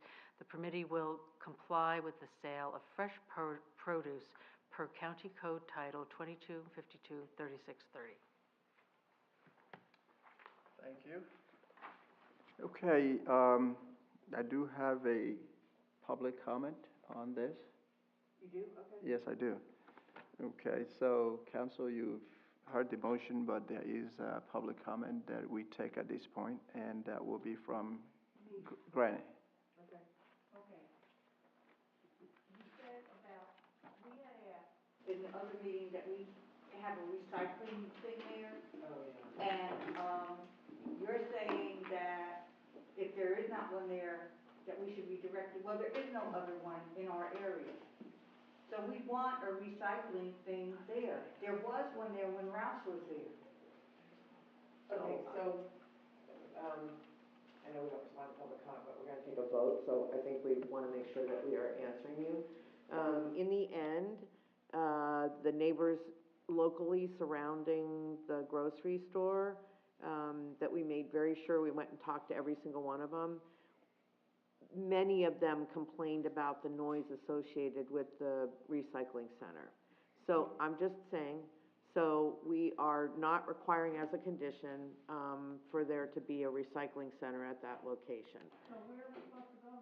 Well, they'll have the they will post, They're closing the one on Washington. well, so that's another whole, let's take that offline and talk with your census tract person about where there maybe we can get someone someplace else, but it's not gonna be there.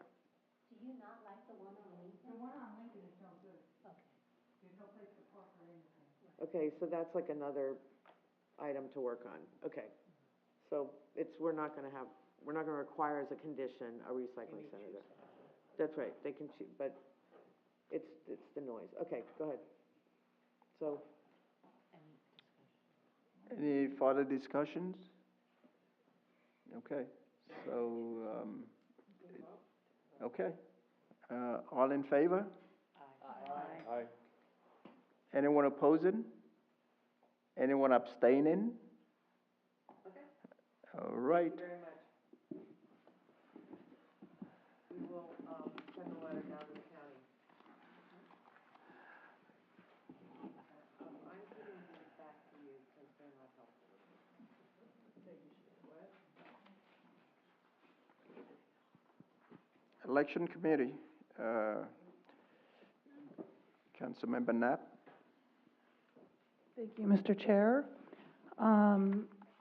In the absence of Altadena Town Council Election Committee Chair, Dr. Sandra Thomas, I, as Vice Chair, have been asked to provide the following as our Altadena Town Council Election Committee report, February 20th, 2018.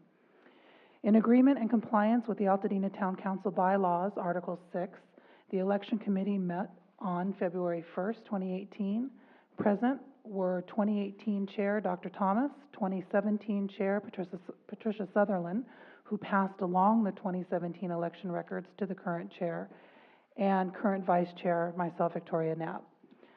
On February 10th, 2018, Dr. Thomas and I met by conference call and prepared the 2018 election rules document, which was presented, oh my God, now I'm gonna choke, which was presented and approved on February 13th during the Altadena Town Council Executive Committee meeting. Let's see if we can rectify this. Following their approval, the 2018 election rules were immediately forwarded to the entire Altadena Town Council for input and/or approval so as to be voted on tonight at this, our February 20th ATC meeting. No input or comments were received. So, in accordance with the bylaws, Mr. Chair, I move for approval and acceptance of the 2018 Altadena Town Council election rules. Okay, Council, you have heard the motion for the Council to consider and approve the 2018 election rules, and it's been properly seconded. Any further discussions? Hearing none at this time. All in favor? Aye. Anyone opposing? Anyone abstaining? It is approved, and thank you so much. And moving on to the Filming Committee, Dr. Carmen.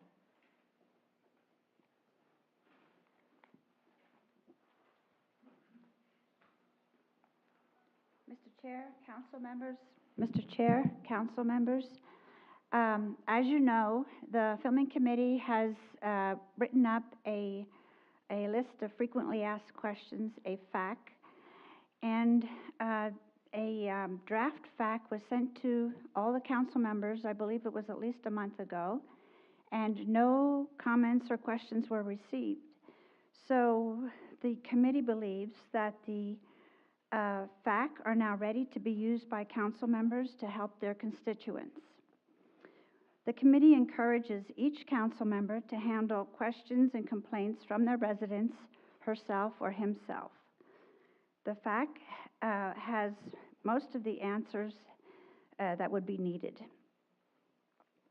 Now, if the Filming Committee gets a question or a complaint from the committee will forward that email to the appropriate council member, and we will still, of course, be available if any council member has questions or runs into problems. And I would like to point out that in the case of complaints especially, a quick response is important. If there's a complaint during a film shoot, you can do something about the problem while the production company is there. Then 2 days later, it doesn't help as much to field complaints and handle them. Are there any questions? Okay, Councilmember Marcussen. I need to make sure that we coordinate with you and the county about filming on New York Drive, right? You mean, are you talking about the recent problem? No, I'm talking about Oh. when we redo New York Drive. Oh, right. Right? We have to tell Okay. Film LA they can't have anybody filming during Right. that time. Okay, I can communicate to Film LA. Yeah, we need to work on that. What? Okay, Yeah, yeah, let's, will do. yeah. Okay, more questions from Councilmember De La Torre. Yeah, Dr. Coleman, I just want to make sure you did get my email about the fact, but that was like before you sent out this one. Yes, So I just yes, wanted- that was okay. long ago, and we incorporated your corrections in the draft that was sent to council Great. members. Thank you, just want to make sure. Thank you for that. Okay, thank you so much. Okay, good. I'd like to say thank you to you for the amount of effort and work you put into this. Thanks. Because you've put It was really a team effort. Thank you. put in so much work into it, and it helps everybody out there with all the questions and answers and having it all focused now. So for me personally, then everyone, thank you. Thank you. I will let my committee know. Thank you. All right, Community Relations Committee, Dr. Thomas. Okay. Someone is reporting on her behalf. Councilmember Matthews? Yeah, it is now. Thanks. Altadena Town Council Relations Committee, Community Relations Committee report, February 20th, 2018. In the absence of Altadena Town Council Community Relations Committee Chair Dr. Sandra Thomas, I, as Vice Chair, have been asked to report on the following items. Number 1, medical marijuana dispensary, Lincoln and Altadena Drive, residents' complaints, update, no, there's nothing currently open. No, Lincoln. Mhm. Number 2, ongoing community requests presented by Monica Herbert, that Census Tract representatives report monthly on the status of PUSD schools and their census tracts, referred to the Education Committee Chair. Update, still waiting for responses. Number 3, the CRC is requesting that the recognition of Walker Drugstore owner Isaac Walker is placed on the March ATC agenda to allow Councilmember Veronica Jones preparation time as well as time to notify the community.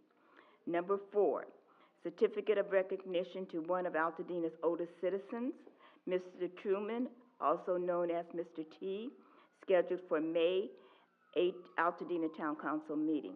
Number 5, offer from Altadena Historical Society to occasionally share Altadena history at a glance during ATC meeting is being referred to the Executive Committee. Number 6, update on Christopher Ballou, Pasadena Police Department issue. Update. In answer to Altadena community's outcry, the requested letter of concern and demand was sent from the Altadena Town Council to Pasadena Police Department and appropriate Pasadena and county officials. Chair's report has already shared the details.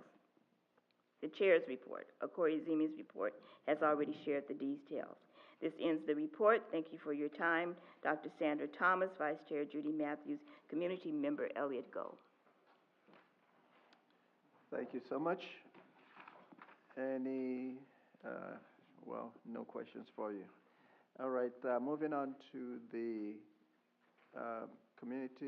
Altadena community reports and the Altadena Library. Ryan Roy? I don't see him. Okay, Chamber, Councilmember Malone. I just want to bring up a couple of things. I'll make it short. We just had the awards dinner and installation dinner at the Town and Country Club a couple of weeks ago. I'd like to thank all the council members that came. We honored our Citizen and Business of the Year, Ben McGinty and Hugo Graphics. So I'd like to say thank you and congratulations to them. And it was a great community event. It was a full house. And we also, during that time, do a live auction in honor of Altadena students that need scholarships to move forward in their education. We are able to give out scholarships again this year. Recipients will be from Quality of Life, Dr. Sandra Thomas's organization, to Altadena students that are deserving. The other thing I want to bring up to everybody, you're all invited. Please come, and this goes out to the community as well. We have an up-and-coming power breakfast on Thursday. This coming Thursday, February the 22nd, 8 a.m. to 9:30. Congresswoman Judy Chu will be speaking, and she's the guest speaker for the power breakfast. So please come. It'll be at the Town and Country Club. It's a small environment, so it's a chance to have your voice heard and spoken and meet people around town. So please come and join Congresswoman Judy Chu at the Country Club on February the 22nd, this coming Thursday at 8 a.m. I also want to make a point, as I've been doing these reports for the last few years. We do now have a new president for the Chamber of Commerce, Doug Cauliflower. He may be taking over the reports from now on. So just to give you an update on that. Thank you so much. And moving on to the Collaborate Pasadena, Councilmember Sanika. Thank you, Mr. Chair. The meeting was held at Peoria Place in Pasadena on January 24th at 6 p.m.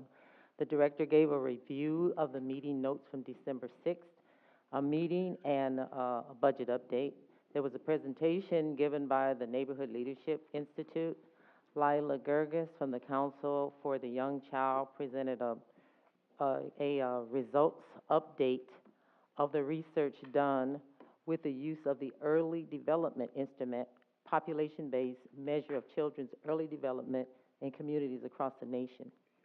The mayor provided an update on the state of the city, and he explained that there will possibly be a sales tax increase to offset some of the cost of running the city, and that this would be discussed in more detail at the joint meeting of the City Council and the Board of Education, which would take place in February. A representative from the Pasadena Unified School District presented a school district update. It was stated that a decline in enrollment was creating economic shortfalls in the school district, and that one of the strategies to combat this was to increase the percent of enrollment of students with disabilities. There was some discussion regarding the mission and vision statement, and then the meeting was adjourned at 7:45. And that concludes my report. Yes, Councilmember Malone. Just a couple of quick questions. With all the hard work that Collaborate Pasadena has been doing, and I know that with some of the funding required and the support of some of the struggling students that are there for, is there any indication that the new budget cuts for PUSD will affect any of the programs that are being implemented by Collaborate Pasadena? Not to my knowledge, because we have our own budget, and not to my knowledge. And it won't affect that, the budget that you have at this point? You don't know? But probably, well, not to my knowledge. Okay. And then the second thing, maybe you might not know this answer, but you mentioned about an increase in sales tax to offset the budget deficit from PUSD. That will be a sales tax implemented in the city of Pasadena. Altadena is also PUSD serviced. Does that mean to say the sales tax will then be implemented in other communities that are serviced by PUSD, which would be Sierra Madre, Altadena? I don't know if you know the answer to that. Yeah, that is a possibility. Let's put it like that. And the discussion was going to take place during the joint meeting that was held in, February. It's gonna be held February. Okay. And we're already held, so it was already done on the Yeah. 15th. Monday night. Yeah.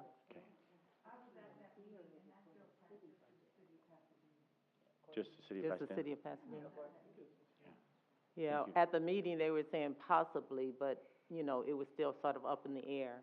And I know that there was a comment that was, related to that, where the school superintendent was saying, well, maybe we can get some of that sales tax money for the schools. But that was just like a joke. Okay. Okay, Councilmember De La Torre.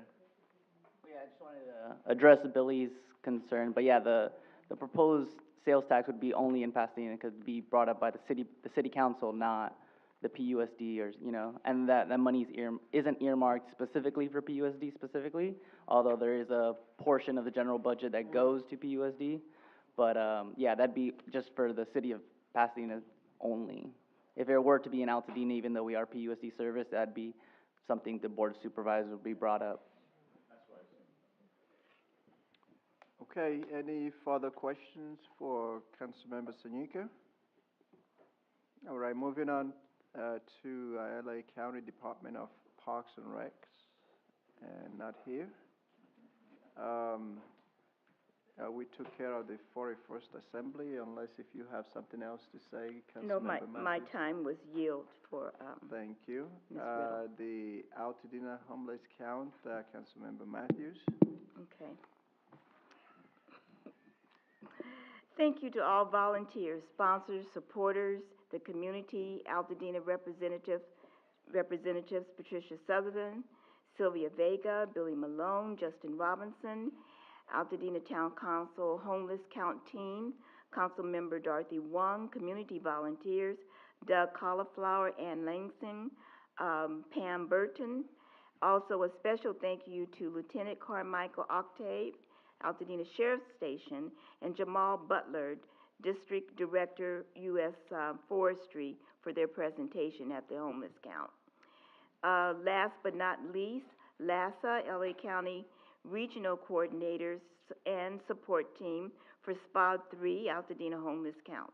There were over 42 counters, and each census tract had required number of volunteers. And so I was really thankful for that. It was a great turnout.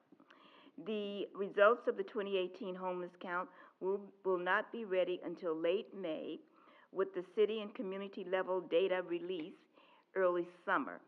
Once data is released, there will be opportunities for LASA to present findings at the community and council meetings.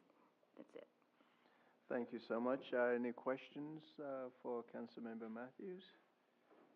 All right, Census Tract Report 4601. Yes, 4601.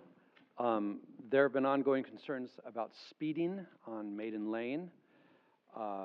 Last year, we were able to achieve a new traffic pattern at Maiden Lane and Palm, which addressed the speeding going westward on Palm. I continue to work with Public Works to reduce the speeds on Maiden Lane north from Palm. The Highway Patrol is involved. They have increased their presence on that street. As Officer Ulloa stated, he's going to bring out the traffic trailer to try to slow people down. And Public Works is running a speed study right now and investigating what sort of road changes can be made to reduce that speed. I'll keep you apprised on whatever develops. Thank you, Councilmember White. Now, 4612. I have a census tract report. Okay, Councilmember Lee. It's about Elliott Middle School. And so yes, the Altadena Education Committee definitely is involved in this, but it's really a census tract report. We have initiated a reinvigoration of celebrating Women's History Month next month. And on March 28th, we are having a 3-hour assembly to honor all the students who will be participating. in a essay writing contest or a poster making contest to honor from suffrage movement through women's liberation movement. And the prompt for the essay and the poster is, why are women's rights necessary for democracy? And who is going to be at this auditorium? And we've invited all of these dignitaries, and they all said, yes, yes, yes, we're coming. Some schedules have changed, but here's the list. Judy Chu, Mayor Tornek, Assemblyman Chris Holden, Supervisor Catherine Barger, and State Senator Portantino. They will be handing out certificates to each student. It's a 3-hour assembly on March 28th. We have huge posters that we got made through donations. We're looking to make a few more, of images from women's liberation movement and suffrage that are going to go down the hallway at Elliott Middle School. This is going to be for all the middle school students. Next year, we're going to move it to elementary school and high school. And it's going to be an exciting month and an exciting day, so please come. It's from 5 to 8. I will send out an email. And we've got a poster that's phenomenal that the woman who does the after-school art program did. It's so beautiful what she did. And that's going to be everywhere in Altadena. We're very proud. And it's going to be a great month, and it's going to be a great day. And this is Elliott Middle School. We initiated this. So this is right here in Altadena, and it's going to spread. And PUSD, oh, okay, the reinvigorated resolution. We're voting on it on Thursday, and I'm going to be there with the principal, and we're going to present this. And it's on Thursday at 4 o'clock, and the school board is voting on it, and they are super excited. Oh, and Brian McDonald's going to be there, too, superintendent, on March 28th. So those are all the dignitaries. So McDonald's. Let's be really clear. Your education committee. Yes. Went to Elliott and initiated this process? I initiated this process. Your education But we committee, did you this. as chair of your Yes, education. we did this. Yes, we did this. We didn't discuss it, but I was going to tell you. I was going to tell you. By the way. But yes. What I'm saying is that. Haven't gotten around to that. What I'm saying is that. Yes, we did. Yes. Okay. This is the Altadena Town Council Education Committee. Yes. Initiated this with Principal Lori Tulumian at Elliott, and Elliott is the epicenter of this newly reinvigorated Women's History Month celebration, and we're taking this into the future. So there you go. For you. Right. Okay, as soon as you have a digital copy of the poster, we'd like to put that on the Altadena Town Council website. And again, thank you for the wonderful job that you are doing. I know you had a meeting, event, and any update on that? That was to try to help draw parents to public schools, to our schools, the town halls and all that. So our town hall went very well. Okay. Did you want to talk about it, or did you? Oh, it was very well attended. He does know about this one. He does know about this. He was there. He helped set this up. That was very well attended. And it was here, and we had our principals of our PUSD schools in Altadena, and of course they were incredibly impressive. And they answered difficult questions. I mean, questions were coming from this audience that were amazing. And each principal answered the questions with aplomb. They were amazing. We're not talking about closing anything. Yeah. We are just moving ahead. We boost enrollment here in Altadena. Can I add to that, though? Yes. Okay, I will add to that from the town hall, is that 5 principals came to Altadena, to the town hall here, to answer questions. So that's quite significant to think about it, that we've always felt that our schools up here is sort of left off the map, and how we do. To actually have 5 principals show up, and we had 2 members of the PUSD board show up as well. So that was very significant. And me and Jennifer have been down to the PUSD board meetings, and one of the board members came here and said how, oh, we never thought about the things that you brought up at the board meeting. And we never thought about, you know, you mentioned about, the amount of schools that were closed and nothing new. We never actually figured that, and then we started thinking about how many we haven't closed in Pasadena. And so they acknowledged a lot of the things that we did. The point being is that we made them think about things that they hadn't, and they actually reached up to us and came up here. Yeah, So we have to thank them for doing that, acknowledge it, and that we have a good dialogue going now. So hopefully that's a good place to start. And thank you for doing all that. And thank you so much. That's the community engagement, and that's the vision of the education committee chair and the group. So they're getting things done. The letter that was sent was well received, putting the PUSD on notice that we do not want any further school closures in Altadena. So we are definitely doing what we said we'll do as members of the town council. So having said that, Speaking to said that they would work with us on ways to promote as much as we can public education in Altadena, which was awesome. perfect. Okay, did I miss anything? Yes, my hand's been up. Okay, please, Councilmember Matthews. To Jennifer. Jennifer, I know on March 28th you had listed the dignitaries, but I'm going to ask you, would you please reach out to Women's History Project? We did. Oh, did you speak with her? Women's History Project, where? It's Northern California, Yes, but their yes, board she is here. knows all about it. Is she coming? She's not going to come, but she knows all about it, and I have been speaking with okay, her. okay. Yes, she was one of the first people. Okay. Thank you. And one other thing in regards to the Altadena Elementary School, you may want to speak to the principal. I have spoken to her in regards to the new theater in Hastings Ranch.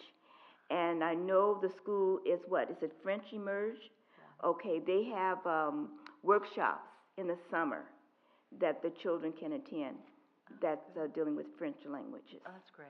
Okay. All right, thank you. Okay, I would like to entertain a motion to adjourn. I'd like to make a motion to adjourn our meeting this evening. Thank you. Okay.